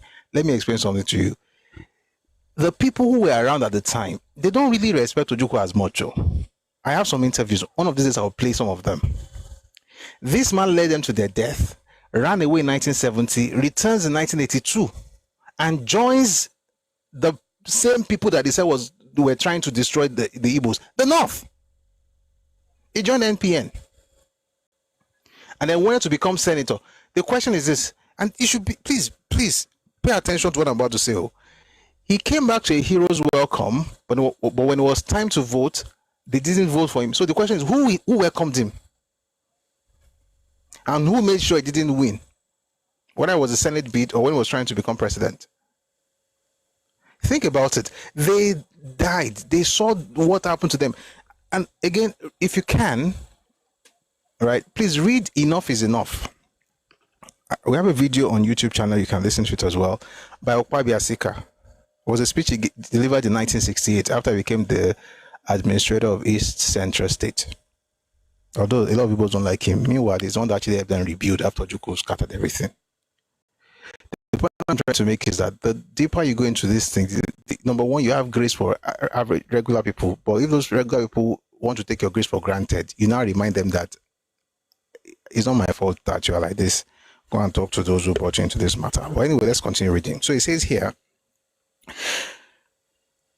that Nigerian forces are taking. Okay, so they're taking such towns between Nsukka and Enugu as Akwebe, as Ikolo, Ogbede, Omolungbe, and Okpatu. At this time, Radio Biafra was still busy announcing the recapture of Nsukka and Opi. This game of mass deception, continued until the advancing federal troops, probably angered by the blatant lie-telling of the Enugu radio station, lumped over 2 artillery shells which fell within a few yards of the broadcasting studio and sent the broadcasters running. This incident took place in the morning of 26 September 1967. Did you hear what we just read? While Nigerian forces, the army was advancing, on Enugu, they were coming closer to the capital, the folks in Radio Biafra were telling the generality of Igbo people that, we don't take it Nsukka back, which was a lie, right? The soldiers were so angry that they had to throw 2 artillery shells in the studio. Not too far from the studio. They were not trying to kill them anyway. They were trying to chase them out. It was at that point that the broadcast stopped. So think about it for a second. He said they were feeding them on fanfaring it, like they were dishing it out on a daily on a minute, second by second basis. They were always hearing all kinds of things. I watched some videos that day where they were training them, telling them stuff. Propaganda war, and you see something, of course, during wars you need propaganda, but it has gone to the point where people still believe it 50-something years after the war, 56 years after the war, they still believe the propaganda. And if you say no, you are a bigot. Well, we say no and we don't care what you call us. Within Enugu itself, events were marching furiously. Although the mass hypnosis, which was at that time very effective, was still obscuring realities. Men and women in the streets were still telling themselves and their neighbors that there was no danger, that the artillery shells, which were then exploding with uncomfortable frequency, were new weapon systems being tested by Biafran scientists. You hear, wow. You say, Biafran scientists are testing the new weapons that they don't develop, like Ogunigwe. Wow, say they're testing it. Meanwhile, it's Nigerian forces advancing now. Now, here's the point. You went to school. You have all these degrees. Somebody wants to tell you about the war. And you say it is the person in the streets that this man just mentioned right now that should tell me what happened in that war, and I have to believe. You must be joking now. I know the person in the street is going to be very, very emotional. Oh, see what happens. And I'm not going to say, everything you saw was a lie. To be honest, right? The things they saw happened. The things they heard did not happen. It's a very complex thing. They knew what they saw. They don't know why it happened. The reasons behind the terrible event, and those events were terrible. It's not even anything to, throw banters about. It's a terrible event, right? People died. Crazy stuff. People died. People lost their lives. Malnutrition. People fell in the war. Nigerian soldiers also died. A lot of Yoruba people also died in that war, but that's not today's topic. But a lot of people died. Okay? But why did they die? What happened to the food? Why were they telling Biafrans that the food was poisoned? Meanwhile, they were eating the food. All right? Why did they tell them that they had all the weapons? Meanwhile, they were just trying to steal more. I've talked about it, how Ojukwu's men went to different central banks in Nigeria to steal money.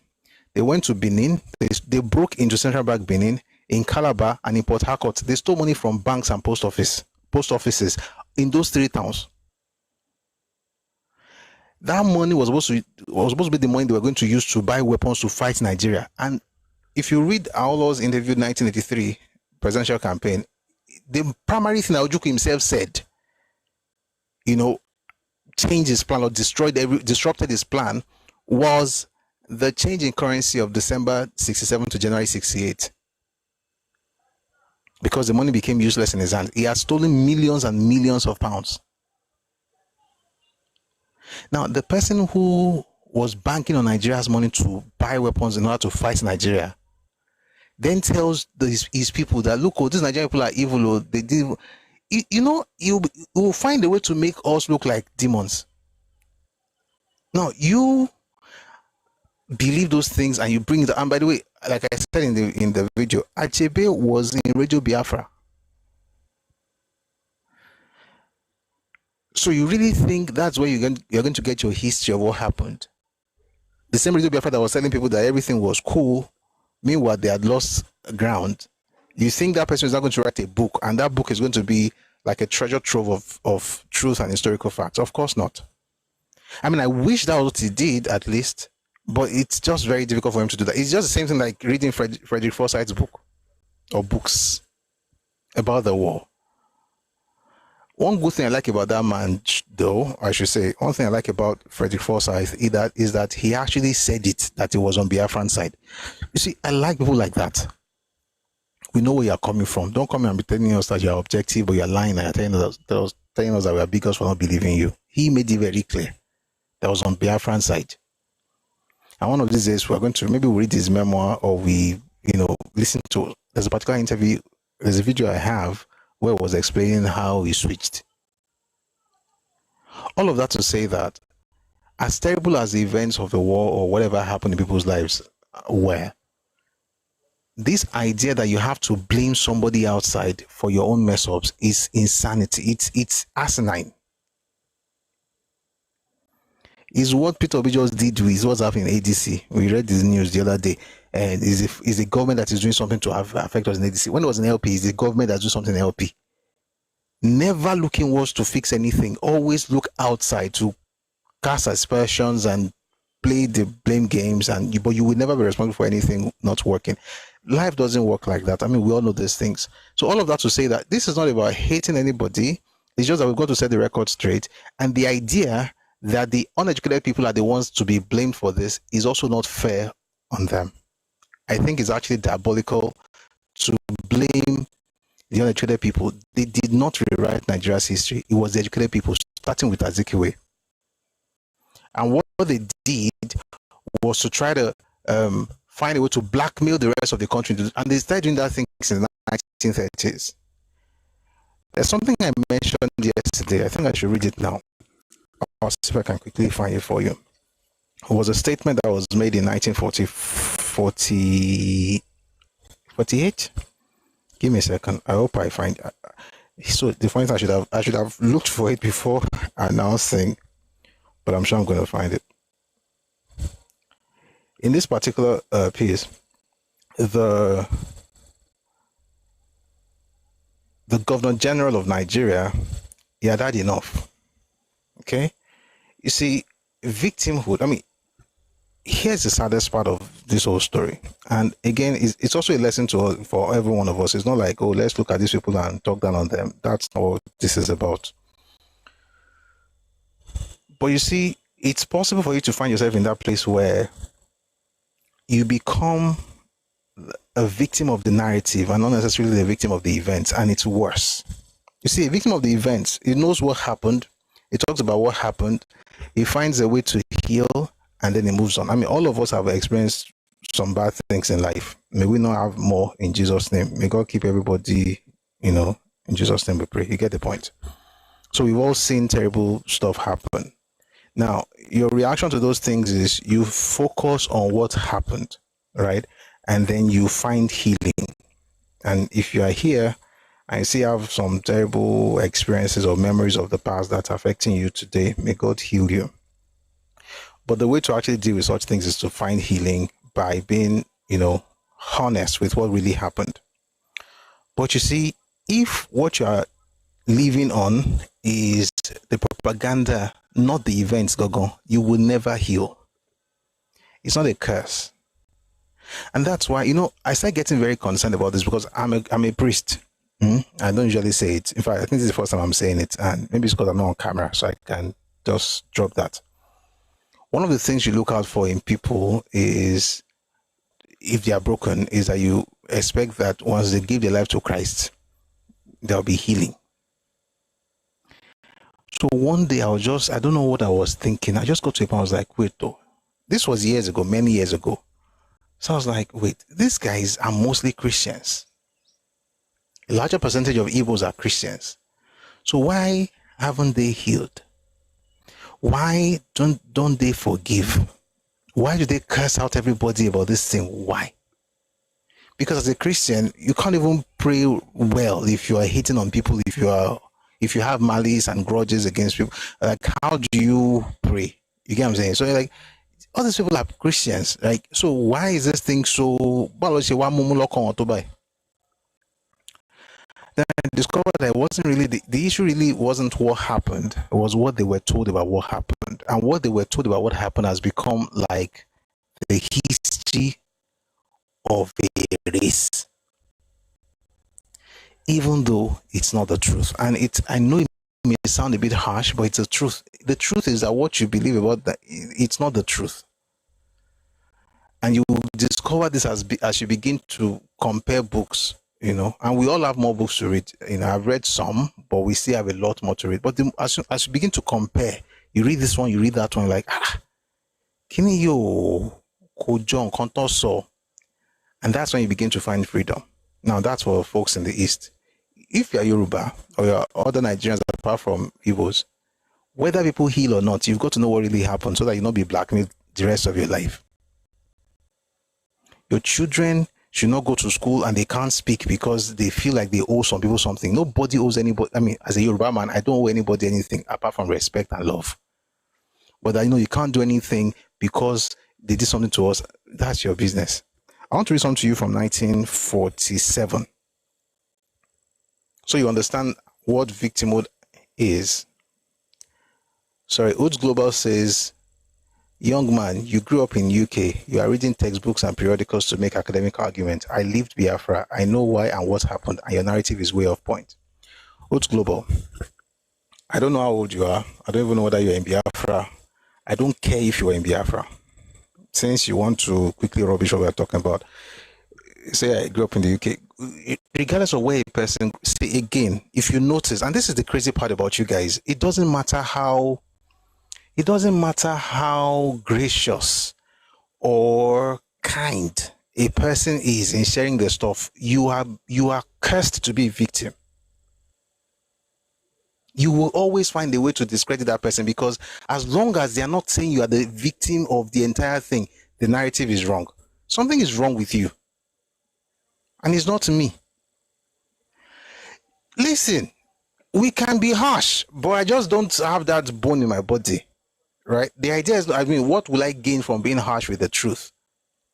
We're trying to share something, what you lived. Like, your experience cannot be, I can't rubbish your experience. So when you say you said I lived Biafra, so I want to assume you're actually a lot older. So here's the point. If you say you lived Biafra, you were there, I cannot say everything, what happened to you is a lie. It's your experience.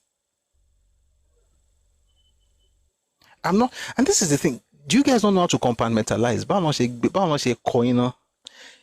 Whatever you went through I'm sure is real to you. But what caused what you went through, you don't know. And how do I know you don't know? Because of the last point you wrote. You said, you know why, what happened, and narrative is way off point. You don't know anything that happened. You know what happened to you if you were there, and I don't care how old you are. And let's make something very, very clear. All this I was there means nothing. Especially if you're a product of that propaganda. Otherwise, you can pick your choice. The truth is, it doesn't work on me. If you're talking about compassion for the people, of course you have to have compassion for the people, regardless of why it happened. As long as we're talking about the fact that people suffered, you've got to have compassion for them. This happened to them. So you're talking about what happened to them. If you go to the why, there is no compassion for Ojukwu. And since you say you were there, let me tell you something. You were probably just one of the people that suffered in this stuff. You were not in the room discussing anything. If you want to know the people that were in the room discussing, Douglas. He was the Attorney General of the Eastern Region. He wrote a book titled Ojuku's Rebellion and World Opinion. The book was published in 1968. I can give you that book free of charge right now. Go on Telegram, Redomi Global, and find that book and read. He was there. If you were there, you're probably one of the people that, you were the pawn in the game. Sorry to say. You were not in the room. You didn't know anything about the decisions they made. I don't even have to go deep to know that you could not have been there. If you were there, you wouldn't have written this thing you wrote. But let me even go back to some of the things you wrote. I'll still read this stuff from 1947 or but I'll read some of the things you wrote just to explain to you some of the things you're saying. In fact, so we'll make this about you. Let me go back a bit. Someone says Awolowo used Igbo's offices and later turned against Igbos. It's that same Awolowo spirit that is in Igbo. You don't really have sense like that. Obina, when they were distributing sense, you were absent. God bless you. Which office did Igbo have that Awolowo occupied? Do you guys even think before you type this rubbish? Old Global says, let Biafra go and you won't have Igbo issues. Why are the Yoruba and Hausa scared to build their own country? You are a child. Old Global. I don't care. All this I leave Biafra. It doesn't really do anything to me. You can be saying that to your family members. Nobody is holding you down. You are not ready to go. You are the most unserious group when it comes to agitation in this country, in the history of Nigeria. You want to leave, but you want to become president. You want to go, but you want to become Nigerian. Even Ojukwu in his own days was asking for dual citizenship. He wanted to take his people out of Biafra, but they should still be Nigerian. He wanted to have the same currency with Nigeria, the same post, the same ports, the same telecommunications with the country that you say is so bad. Read Crisis and Conflict in Nigeria by H.M. Green. You'll find it there. Say I was in Biafra. You are in Biafra and you are shouting, let Biafra go. Are you supposed to be this? Number one, you could not have lived Biafra. You are talking like a child. Nobody's holding Biafra. Okay? If you want to go today, there are two things you have to do. Apart from the noise you're just making all over the place. Number one, I'm switching right now because of the things you're writing. Because that's one thing. You think a gentle person is a weak person because you are primitive. So let me answer you the way I think. I can't become like you, Sha, because I'm Yoruba after all, but I'll still help you in a way.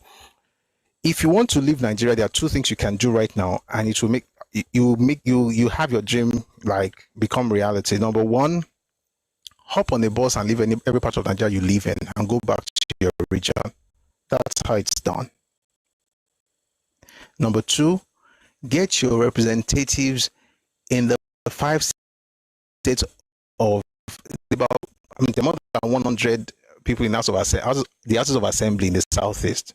You have 58 of them in Abuja, 43 House of Reps, 15 senators. Tell them to push a bill for the inclusion of secession clause in the Nigerian Constitution. Get serious. A few years ago, Yoruba people, we wanted to have as regions secured. Nobody was going to do anything about it. What did we do? We worked with the Houses of Assembly in the Southwest, and we worked with the senators and House of Reps members in Abuja, and we got Amateku. It took about 6 months. It wasn't up to 1 year.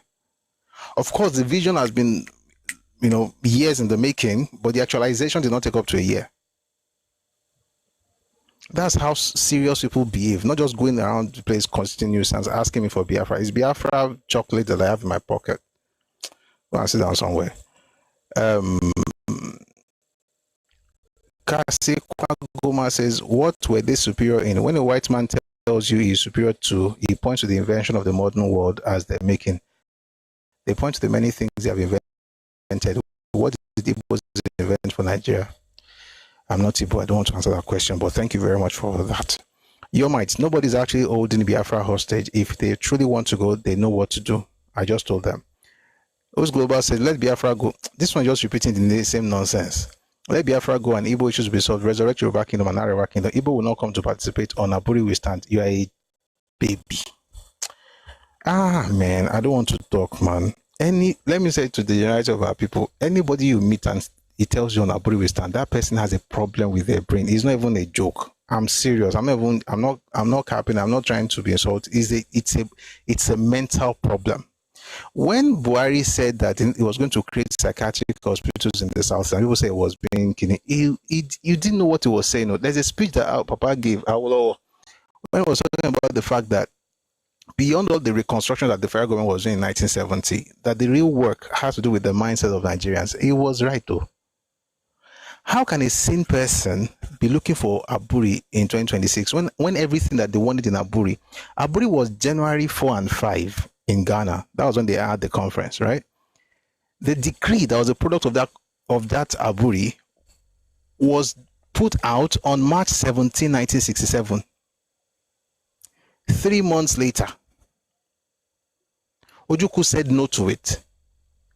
His own advisors, one of them, the secretary of the Eastern region at the time, N.U. Akpan, said that decree number 8 of March 17, 1967 contained 95% of what they asked for in Aburi.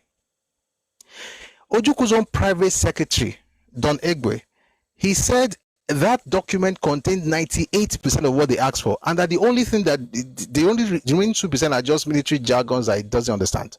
Only to discover that the only thing they did not give Ojukwu in that old stuff was secession. March 17, 1967, decree number 8. You can look for the video on our YouTube channel, why Ojukwu rejected Aburi. I'm trying to help you. You guys just see how my voice just changed. I hate it when people just are committed to stupidity. You are committed to lies. And you know what? If you want lies, that's okay. It's your cup of tea. But don't spread it around. It's like virus. You get me? Thank you. So Aburi, if you're standing on Aburi, you are standing on a broken chair and your head will soon hit the floor because it doesn't make any sense that you're standing up. Even Ojukwu did not talk about Aburi again. Aburi we stand was a propaganda message that your parents heard and your grandparents are still carrying on your head. You don't know what you're talking about. So that, which means that when you wrote that you lived Aburi, you live Biafra, just shows that you're a child. I'm talking to you, Oats Global. You don't know what you're talking about.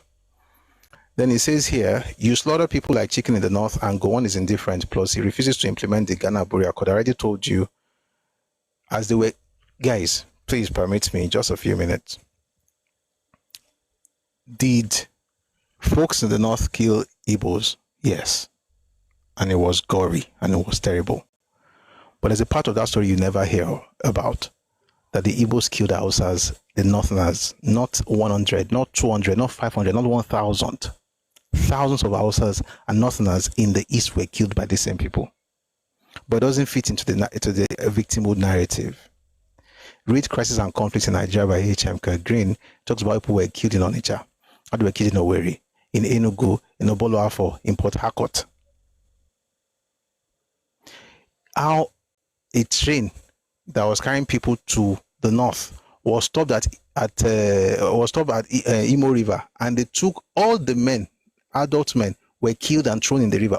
Adult Northerners were killed and thrown in the river by Igbos. You guys are comfortable talking about victimhood. You cannot ask. How do you want to heal now? Well, I don't want to waste my time on you. You're just a waste of money.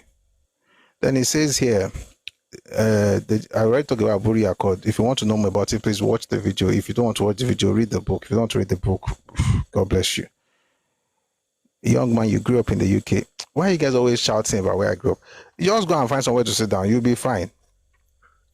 Say you are reading textbooks and periodicals to make an academic argument. I leave Biafra. If you leave Biafra, that's your business. I don't really care at this point because everything you've been writing is just absolute rubbish. Michael Olumola says, Prof, I can bet my life that person is not as old as he claims. It's just one of the shenanigans of these people. Now, in me, see, here's the thing. When a person tells me that they are old, they leave Biafra, in the beginning, for me, I'll give you the benefit of the doubt. Once I read the other things he wrote, I know he's a very demented person. So if he like, he should leave Biafra or Biafra leave him. That's his family's problem. You can't come here and be gaslighting people with nonsense. You can't find somewhere to sit. Yomite, and thank you very much for that, Mr. Michael. Then Yomite says it may be an older folk, but that means nothing because both the young and elderly ones think alike, and same goes for the educated and uneducated ones. And that's sad, and it's just sadly true. Been having conversation, just being gentle. Somebody just come and say, we are the victims. If you want to be the victim, have the family meeting and enjoy your victimhood. Let me read something to you from 1947, Katoma Law. This is from Sir Arthur Richards. He was the Governor General and Commander-in-Chief of Nigeria, and there was a meeting of the Colonial Affairs Study Group of the Empire Parliamentary Association, 28th January 1947. This is what he had to say. I found that the North, which pays its taxes almost as obediently as people do in England, and which contributes more than any other section of Nigeria to the general revenue, is the part of Nigeria which had the least spent on it by the central government. The eastern provinces, the part of Nigeria which is most vocal and which clamors and calls for more education and for more and more of everything, is the part which contributes less than the other two regions to the general revenue, and it is also the part upon which the government has been spending most. That was 28th January 1947. Victimhood is a strategy. It's not the reality. If you let somebody bamboozle you with I suffer, that's if you're a Yoruba person and you're allowing people to bamboozle you with I suffer, Iwolo more. Again, show compassion, but don't let them be handicap. There's a difference between compassion and naivety. When you become mugu, may God give us understanding. But please don't let anybody gaslight you with all this I suffer. I mean, again, if people suffer, it's a sad story, but nah, shouldn't be something that we now use to blackmail the rest of the country. All right. I think that's about it. There's another video I wanted us to listen to, but it's already past 6. I think we still have some time. Maybe we should listen to that. Again, if you're from the Southeast here, some of these things you're hearing maybe, in fact, let me tell you something. I'm trying to, I present this thing in like bite sizes. I'm trying to make sure that it's not too much, right? So, but even then, I know that you may feel a bit somehow about it, like, this, why, So, what you should do is, please, I'm begging you now, when you hear the books and the sources, go and check those sources. This is not go and verify. Go and look at those sources and confirm those things are right or wrong. I like to have like a Berean kind of philosophy where people actually go to check to be sure if what the person talking is saying is right or wrong. You get what I'm saying? So please check it out, and then you can determine if it's right or wrong. And if it's wrong, throw it away. If it's right, then do more research. And your job, again, I'm not your Lord and Savior. I'm just advising you. I think the job of the evil person is to find the truth and heal.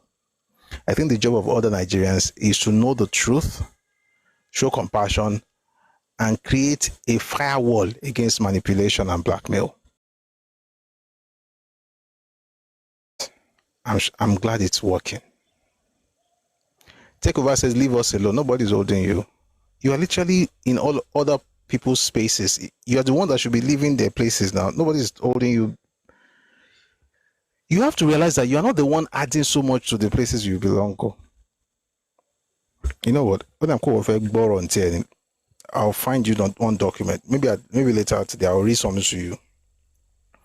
In 1967, Igbos left Yoruba land. They left Yoruba land in droves, of course. The war and all. Some of them left. Many of them, if not most of them, left. Okay. And when they did, if you think about the way they say we develop everywhere, you assume that the whole place everything came to a grinding halt. But not be waiting happen be that. When I'm going to look for that document, I read it to you. It's something from the market stores in Lagos. They compared how much they made when Igbos were around, right, to how much they made after Igbos left. The difference was $100, £100. Makuka. People need to get telling you guys the truth. You guys were raised with this sense of, I don't even, it's not your fault, to be honest. I think it's Nigeria's fault. Somebody wrote in the comment section earlier, what Gowon did with no victor, no vanquished. It's actually, to be fair, I respect him, because hindsight is 2020. The people living it were trying to do better by Nigeria. But if you think about it, never say no victor, no vanquished. Make it very clear. America fought a war. There was a civil war in America. We know who won and who lost. Stop lying to people. Once you tell people that they lost, they already know where they are, and they just live accordingly. But when you are lying with no victor, no vanquished, the victor knows he's a victor. The vanquished, you have told the vanquished that he's not a vanquished, right? He knows he's not the victor because he did not win. He doesn't like that you're saying that. I mean, he knows he's not. He doesn't want to be called a vanquished because you already said that no vanquished. it needs to have an identity. It needs to have a label, whether you like it or not. It has to be either one or two. If you now say no one, no two, you look for a vacuum. I mean, you will discover the vacuum, and that vacuum has to be filled with something because nature's about a vacuum. So what's going to be filled with? Victimhood. No victor, no vanquished, but there's a victim. Let me read that document to you. The guy that was talking in the comment section, leave us alone. You have no idea what you're talking about. Market monthly statement for the month of September 1967 in the report of Market, Parks and Cemetery Committee of the Lagos City Council, Kedeka Committee, February 20, 1968. Listen to this and be blessed. The Igbo exodus from Lagos began after the September 1966 riots in the northern region and continued until the roads were closed after the eastern region seceded in May 1967. The total stolage collection for September 1966 was 7,697 pounds, 1 shilling 6 pence, as compared with 7,587 pounds, 7 shillings 6 pence for September 1967. The decrease was only 109 pounds, 14 shillings 0 pence. The markets most affected were Papa Elemu, Alayak Biagba, Ido, Ijero, and Obalende in or near Igbo residential areas.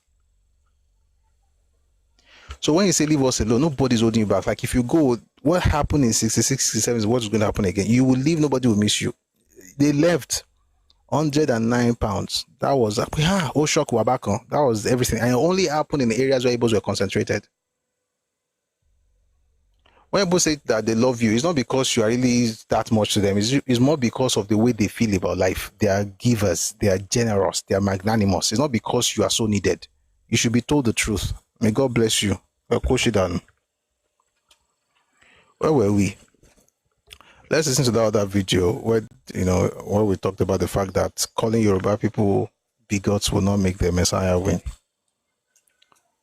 I hope you got your answer. Take over. You need to take over a brain. Why are you guys like this? Very uncouth. Nobody's holding you back. Oh, God bless you as you make your decision. Talk to your leaders. All right, this is it's about 20 minutes.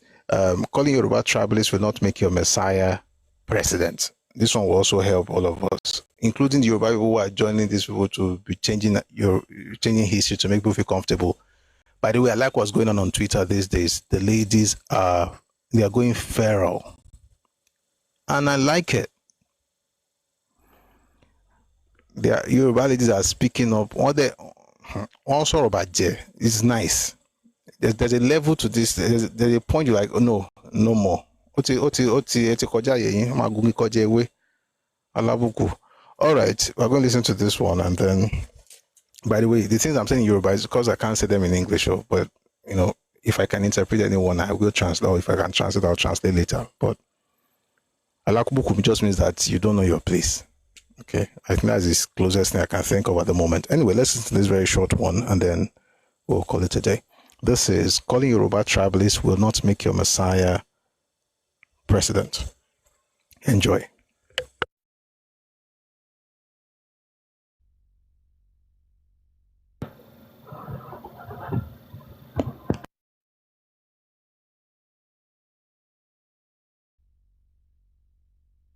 Sorry, there's a little issue here. I'm just going to reconnect the cable so we can enjoy this together.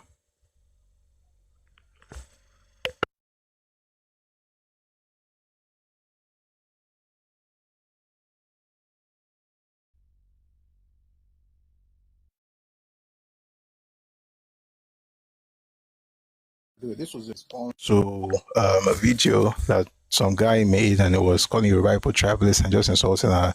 And whenever they insult pastors in Nigeria, for the most part, they will be mentioning Yoruba pastors as though they don't have any churches where they come from. Just a bunch of interesting characters. Anyway, we're going to listen to what he has to say, then you listen to the response, and then we'll come back and read some comments before we go. Thanks. So this is calling Yoruba tribalists. Should I read the description? Description you go. You know what? Let's read the description so that we can feel like we're changing topics. And I think I should also change the image here. Give me a second, please. Let's change the image to like Umali Baramu. Good. All right. So let me read the description and then you're going to listen to it, okay? The use of blackmail as a tool to garner support for Peter Obi has become a recurring strategy for certain groups, similar to the tactics seen before the 2023 elections as a renewed effort to attack and accuse Yoruba people and religious leaders of tribalism. These individuals project an image of themselves as the only ones who truly want the best for Nigeria, suggesting that anyone who does not believe in their chosen messiah lacks love for the country. One of the most asinine narratives being repeated is the claim that Yoruba people only supported only. I'll tell that again. One of the most asinine narratives being repeated is the claim that Yoruba people only support their own and attacked Goodluck Jonathan because of his ethnic background. This is a blatant falsehood that ignores the actual history of political movements in the country. It was the Yoruba people who spearheaded the efforts to support Jonathan when the kitchen cabinet of the late President Yar'Adua prevented him from exercising his constitutional powers as vice president. The Save Nigeria group was led largely by the same Yoruba individuals that these critics now claim were hostile to Jonathan. When it comes to actual activism, these emergency lovers of Nigeria have to dig deep before they can find even one or two people from their own ethnicities who historically fought for the collective rights of Nigerians. The same Yoruba people labeled as tribalists have contributed more to the fabric of Nigerian activism than any other group. Figures like Gani Fawemi, Wole Soyinka, Femi Falana, Olikoye Abẹ́ẹ̀kọ́, and Sam Kuti, alongside icons like Fela Kuti and Tunde Bakare, sacrificed their comfort for the rights of every Nigerian. These men, along with others like Alao Akar Basharon and Tai Solarin, stood as the vanguard against oppression during both military and civilian eras. These clowns currently peddling insults have no such comparable list of consistent cross-ethnic defenders of justice within their own ranks. Honoring the truth of our political history is the only way to move forward. We must resist the attempts of those who choose to be falsehood bearers for the sake of political gain. Those committed to peddling ignorance or rewriting Nigerian history must understand that gaslighting and insults are ineffective strategies. No amount of blackmail will force the Yoruba people to abandon their preferred candidates to follow a path of supporting incompetent politicians. The Yoruba people value competence and historical accuracy, and we will continue to protect our image and our rights to choose our leaders without being swayed by the noise of those who prefer fiction and ethnic erasure over the documented reality of our national service. Here is calling Yoruba tribalists will not make your president, I'll tell that again. Here is calling Yoruba tribalists will not make your messiah president. Enjoy.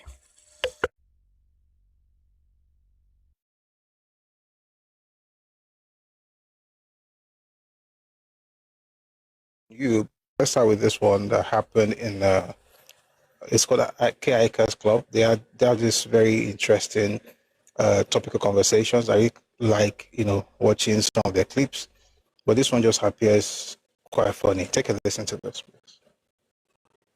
Before, I know we're all pained, but like I've always said, religion in Nigeria is a business. The earlier you guys realize it, the better. Although when I see some of you sticking your necks out for pastor this, pastor that, those people are businessmen. They are there for their pockets. They don't care about you. Tribalism. You see why they were protesting against Jonathan then? Because Jonathan was not a Yoruba man. He wasn't a Yoruba man. That's why. And you see, if you look at, I don't want to just say something against the Yoruba because there are still some reasonable Yoruba people that are indifferent. But majority of the Yorubas, they have this tribalism issue. And it's a problem.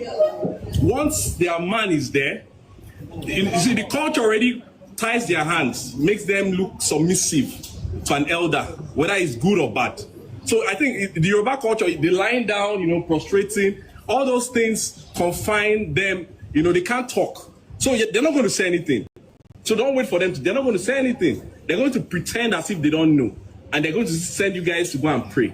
Well, the moment a non-Yoruba person is on that seat, you see the heat and they become fully aware of the national problem. So it's still tribalism, nepotism, and these guys are just there for their pockets. Thank you. Like this fashion statement has been very popular in the last 10 years, thereabout, is men leaving their beards to grow. When I started my beards to grow because, so apparently I look younger than my age. So I thought it was going to help. Apparently it has not helped. But I think my own case is a lot better. There are people who leave it on because they want to look good. So I had to learn to leave it on because I want to look good. Because two reasons I started keeping my beard. Number one, I had to look a bit like I'm not that bad there. Number two, after my dad passed, I looked at some of his pictures, and he used to keep beard at some point. Of course, after a while, he stopped. So I was like, okay, maybe I should even do something just to, look like this guy, and even try to remember him or something like that. Anyway, turns out that beard actually look good on me, even though I've tried to remove it over and over again. Why am I starting with beard? Because this particular guy has beard all over his face. And one of the things I've noticed is that there are many clowns who actually are bearded, and yes, it's supposed to make them look older, but somehow the level of wisdom always shows. It doesn't really matter how long the beard is. So yes, Dr. Badra, I wanted to keep his memory alive, but apparently over time I discovered that it actually looked good on me. Now, it can look good on you, but if the first reason, which is to make you appear older, it may make you appear older, okay? But the question is, does your word or your opinion, does it match the look, the older look they are gunning for? I said that to say that guys like this have their faces full of beards and their brains not properly checked. Because how on earth will you start the conversation by saying things like, oh, religious leaders? When they say religious leaders, guys, maybe we should also start telling ourselves the truth. They are talking about the particular group that, quote unquote, dominates the religious space in Nigeria, and they are Yoruba people. So one of the biggest churches are pastor by Yoruba, but it's not our fault. It's a lot of things. It goes back thousands of years. The reason we are the way we are. So what did you expect, that pastors should start, roaming the streets and acting in support of Peter Obi? Last election, every pastor who supported Peter Obi was the second person after Jesus Christ. After Jesus, that's pastor in that city. But as soon as you either support the opposition or you are just what's the word, non-partisan, you don't want to support anybody, you are a demon. So they came up with this nonsense last election, and they've started again, insulting ministers. You think it's actually about what the pastors are not doing right. It's because of the ethnicity of the pastors. And then the next thing he said is that he didn't want to insult all Yoruba because there are some Yoruba. By the way, if you are a Yoruba person, that's a backhanded compliment. There are some Yoruba people. So your own job in life is to now find your way into that some, which is the group that actually pleases them. So the job of the Yoruba person is to do everything they can do to make sure that, I'm just one of the some sensible Yoruba people, although he's sensible himself. Then he said something about the fact that our culture, we put a lot of premium on respect because we just, how did he say it? Because it was actually quite insulting. I want to listen to he doesn't have as much brains as he thinks he does, because how do you speak about an entire ethnicity and you denigrate them and then you say, but some of them are not like that, they're not so tribalistic? I want to play that part. They don't care about you.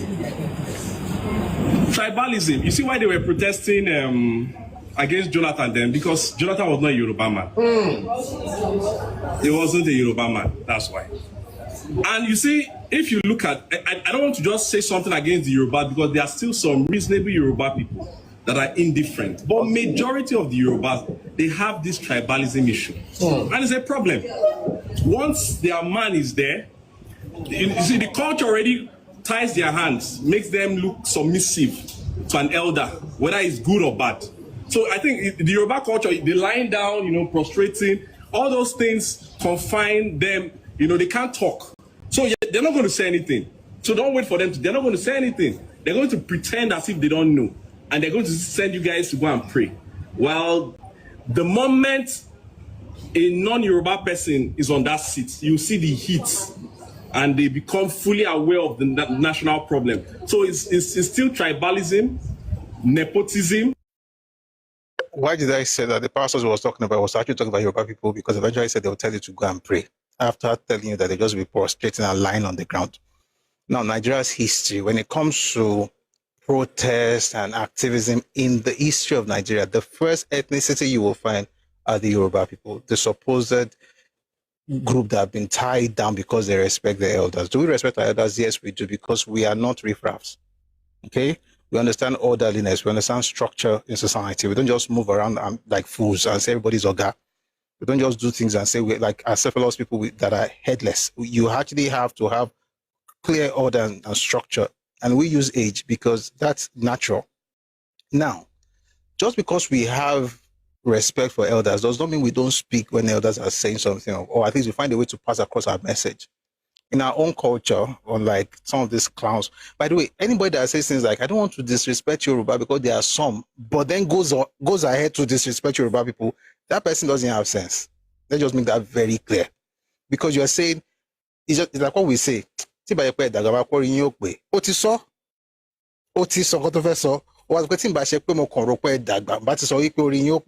you've said it.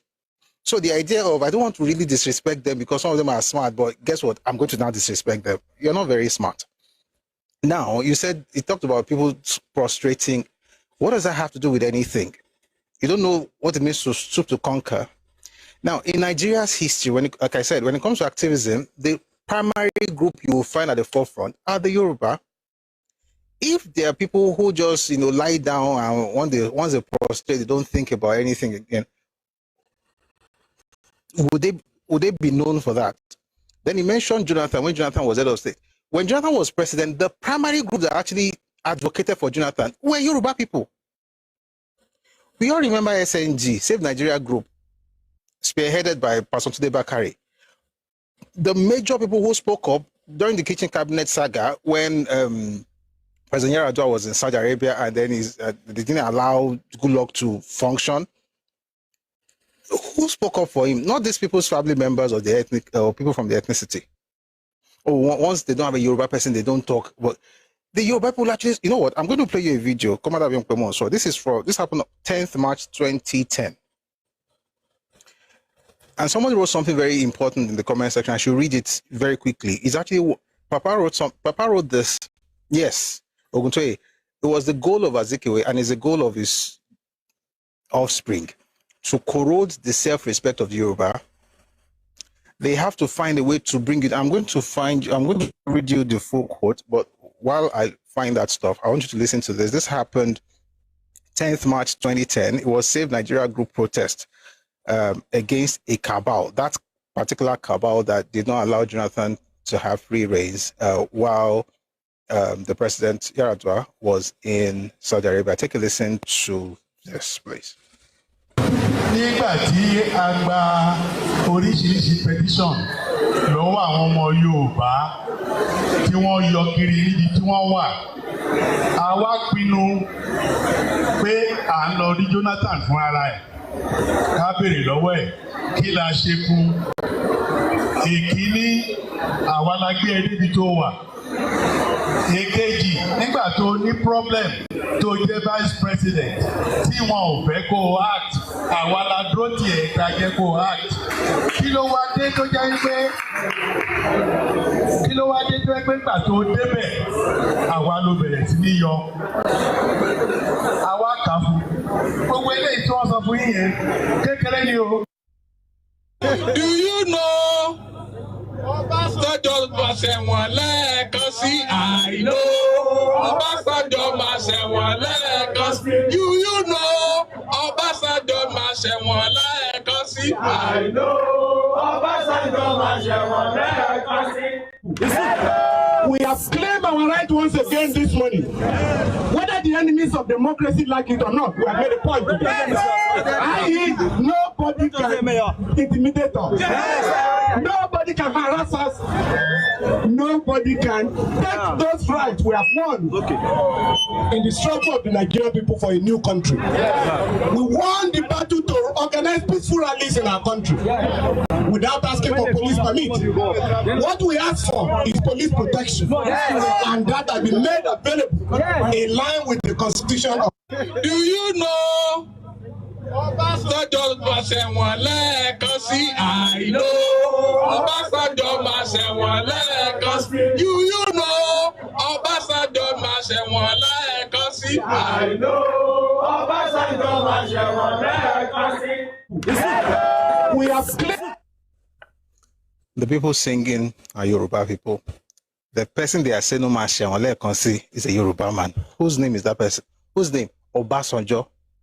Do you know? I mean, enemy Ogba, because there's no reason for it. In the heat of that moment in 2010, they were threatening or they were warning Obasanjo of the possibility of going to prison. And they were fighting for Jonathan against the kitchen cabinet that was actually stopping him from being able to actually, have free reins to do what he had to do as vice president in the absence of the president.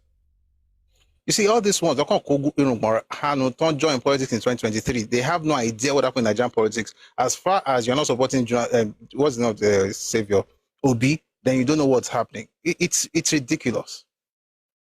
And I want to read something from our biography. This is the autobiography of Chief Obafemi Awolowo. I want to just finish the quote that somebody wrote in the comment section. I hope I find it very quickly, though. It says here, by the end of August 1940, we're speaking here, Papa Awolowo. By the end of August 1940, I was certain in my own mind that Dr. Azikiwe was not a conscientious member of the Nigerian youth movement, and that for some reasons best known to himself, he was bent on destroying this nationalist organization. At the same time, it seemed clear to me that his policy was to corrode the self-respect of the Yoruba people as a group, to build up the Igbos as a master race, to magnify his own vaunted contributions to the nationalist struggles, to dwarf and misrepresent the achievements of his contemporaries, and to discount and nullify the humble but sterling quota which older politicians had made to the country's progress. It's the same template. We're going to diminish everything every other person has done. We're going to make it look as if we are the ones at the forefront of stuff. We're going to find a way to corrode the self-respect of Yoruba people and attack their culture to make them feel less than who they are, even though we are less than who they are. The man whose voice you heard earlier, that was actually Barrister Femi Falana. You know Gani Fawemi, you know them Kutis, whether it was Olikoye or Beck or Ransom Kuti or Fela himself or their mother. You know history of several people in Yoruba land who have actually stood up. I mentioned Pastor Tebakari earlier. Mr. Dumaki is late now. That's Joe Dumaki's husband. Joe Dumaki, of course, is also, an activist in our own right. You know all these people who have a long history of making things right in the country, but no, as long as they're not supporting Peter Obi, there's something wrong with the Yoruba culture that allows people to just allow. Someone said even Tinubu himself, Nadeko,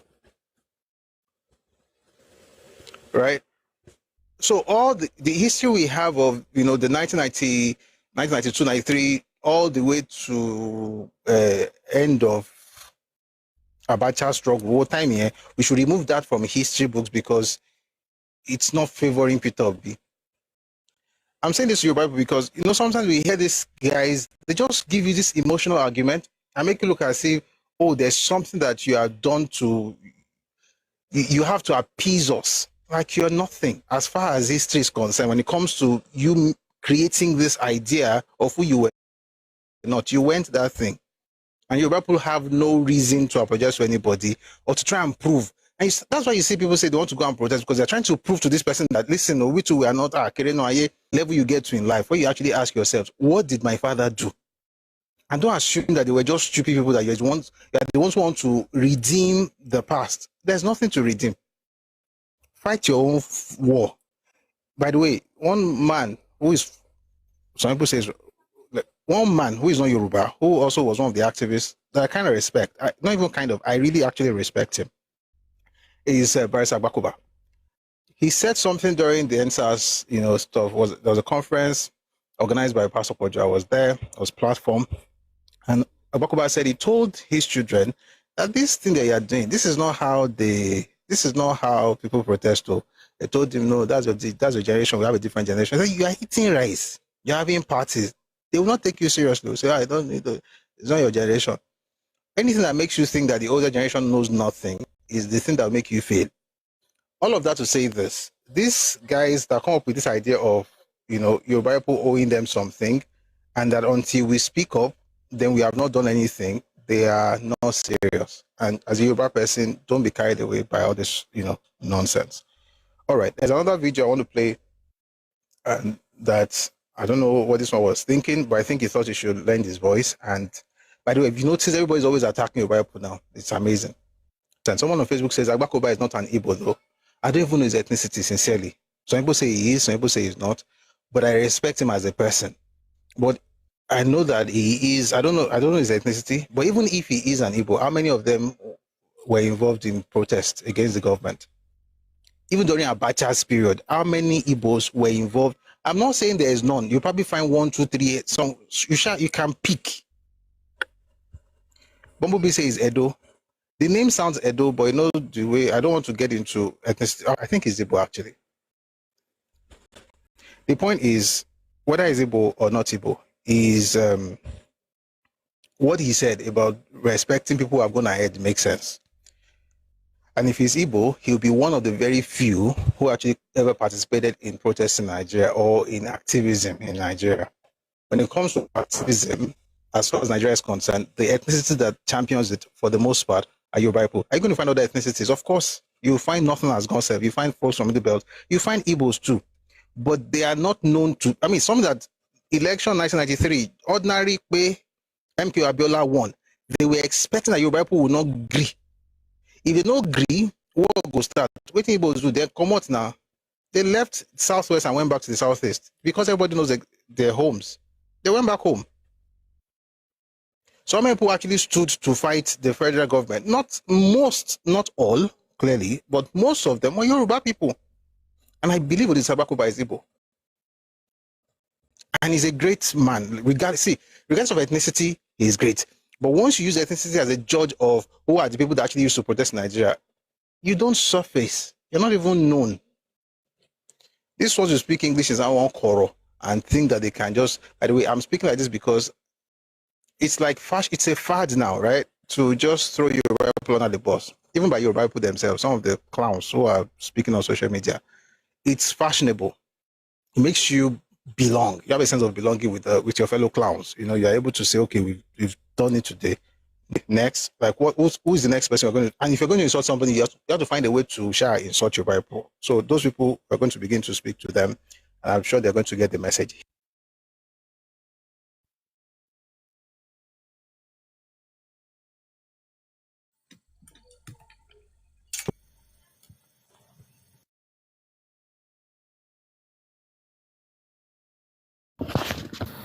Do you know there is another fellowship in heaven?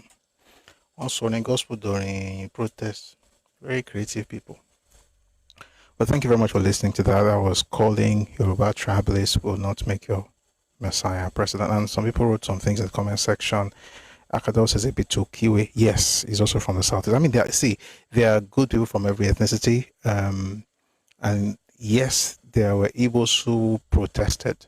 But you see, like I said in that video, once a person comes around and says these things like, you people are not protesting, not doing anything, I'm like, are you a vagabond? Do you not have family members? Don't you have roots? Don't you have people you can go back to in your home and tell them to protest? How must it be Yoruba?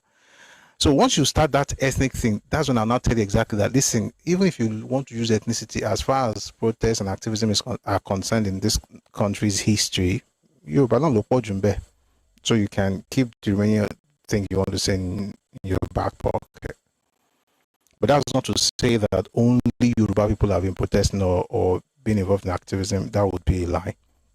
We've had lots of people, of course, who are not Yoruba. It's just that this particular conversation is to speak up for Yoruba because we are being denigrated because people want us to go and fight for their Messiah. And that's not going to happen. Akado says every sincere Igbo person knows Obi was a failure as a governor. Mark Akinio, next time we have a full session, I'm going to read something to you. In 2013, while he was governor, several comments about this man, they were negative, right? They didn't like his style of governance. They didn't like his government itself. They didn't like the roads he built. They were criticizing him in his state and all of those things. As soon as they hear there's going to be convergence of Nigeria, even the IPOB people and the people that were agitating for Biafra decided to say, okay, our brother must be president. And if you say no, you're a bigot. Quite interesting, isn't it? Anyway, just read a few more stuff in the comment section. Barton, your colleague, good to see you, sir. If a bigot calls me a tribalist, why should that bother me? Interesting logic. Big Sam says all these things only stem out of jealousy, envy, and hatred. Yoruba promotes equality and equity. I agree with you. King Ibedu says Tinubu spearheaded the protest against good luck. I don't think we really have sense. What Tinubu did does not cancel what SNG did. Okay?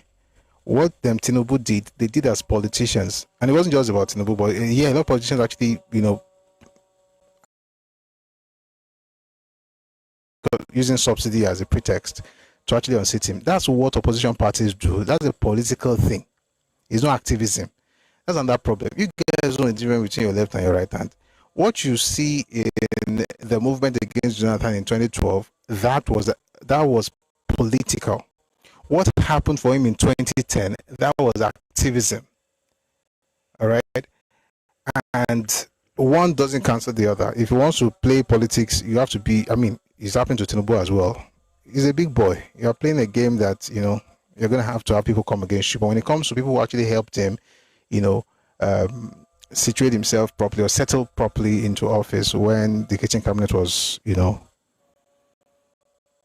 everything they were doing back in the day, it was actually the same people they are insulting. But continue. Anyway, I don't want to this guy wrote a lot of stuff I don't think is important because as I was responding to one, all right, let's go on YouTube and Facebook as we wrap up.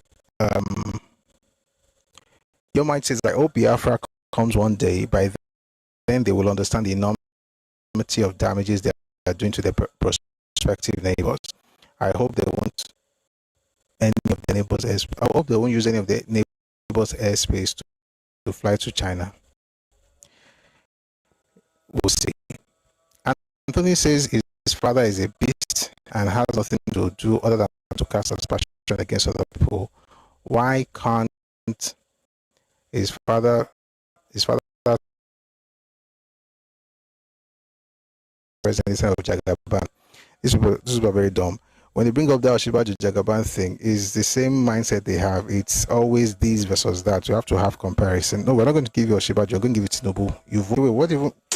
I don't want to talk about Osinbajo right now because I don't like talking about that episode because it was actually quite disappointing what happened. So no, we're not giving you Osinbajo. We're giving you President Tinubu. You vote for him or not, that's your business. Thank you very much for your attention to these matters. Your mind says even those who are at the forefront attacking President Tinubu today are Yorubas, which is true. Many people attacking Tinubu today are Yoruba. And guess what? I say more grease to the elbow. To the elbows. They should do that. I'm Yoruba. I support President Tinubu. And I support the right of those who criticize him. I just hope or I wish that the criticisms are constructive. But guess what? Even if they're not constructive, they still have the right to criticize him. Even though I wouldn't do that, but I would criticize him if I have to be constructive. But even although it's destructive, because they have a right to do so. And many of them are Yoruba people. And come to Jekwe, they are really genuinely playing the opposition, even though it's not working as it should. But there are some people to Jekwe and Jun Oshe will each other or Tamboro. But guess what? They also have a right in the comment section. Just your organ never become governor, we become president. We can't talk. He can talk, but we can't comment because he's your savior. You'll be all right. May God heal you. We pray for perfect healing. Thanks everyone for being part of today's session. It's been lovely hanging out with you. If you join us for the first time, we have these sessions every weekday, 4 p.m. if time West African time. So we'll be here tomorrow. We're going to listen to something very interesting tomorrow. And hopefully Wednesday or Thursday we'll have a full session. But every day we have a session here. And whether it's camera or not on camera, we have a great time every time. So please join us tomorrow at 4 p.m. if time West African time. Let me wrap up by saying this, that at the end of the day, the goal of this is not, like the clown in the comment section said, to denigrate anybody. You feel denigrated because you are being corrected, or because people are actually responding to your nuisance. Like you have been a nuisance, you have been a bad boy for a very long time, and people just, let it be, let it pass, but it's enough. So what you are calling, like the lady that was talking to me on Facebook the other day, Agbalagba, but Agbalagba, Agba Okogbo, it was what happened in the election that caused it. We were always living together in Lagos. I said, what's happening really is that you've always done this and you've been allowed to do it, so you took everybody for granted. What you're experiencing now is called pushback. It's not an attack, it's a pushback, but you're not used to the pushback. So in your mind, you are hated. It's not hate. You just need to set some records straight, set the record straight. And hopefully you also will go check the records and find healing, because you need it. And we all need to move forward, right? You need healing, not apologies.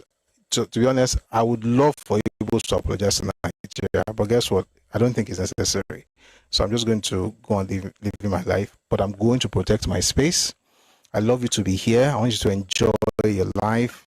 I want you to succeed. May God bless you. And regardless of your ethnicity, if you're in Yoruba land, may you thrive and succeed. But there are limits. There are boundaries. There are things you don't say. There are things you don't do. And nobody should tell you that if you're a cultured person. But if you're a primitive and uncultured human being, we will tell you.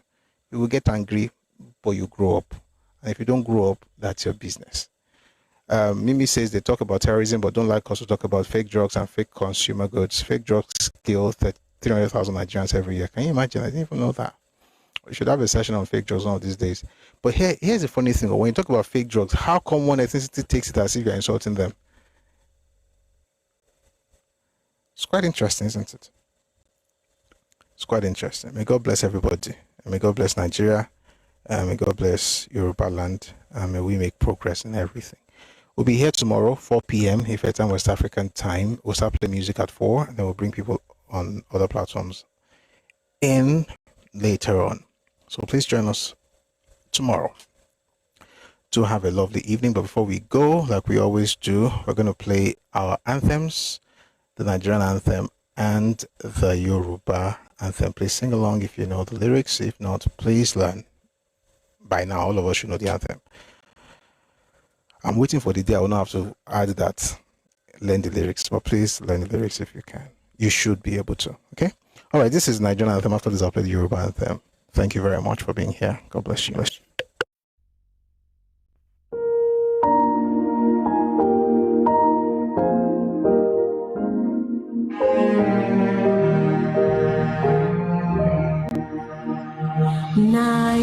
Nigeria, we hail thee, our own dear native land. Though tribe and tongue may differ, in brotherhood we stand.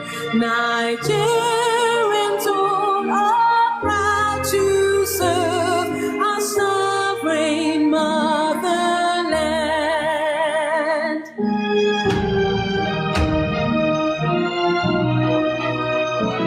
Our flag shall be a symbol that truth and justice reign. In peace or battle honored, and this we count as gain.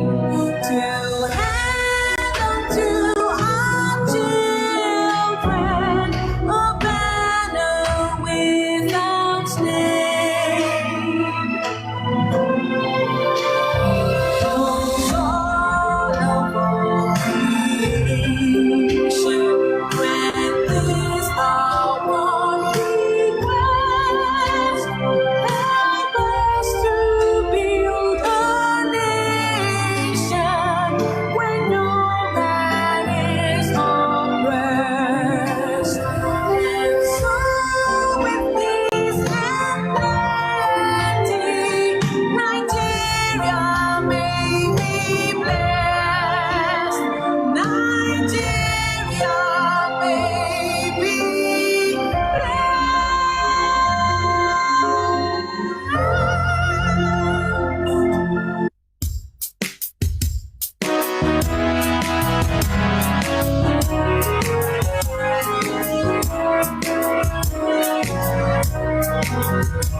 Iṣẹ́ wa fúnlẹ̀ wá fún ilẹ̀-èdè wa.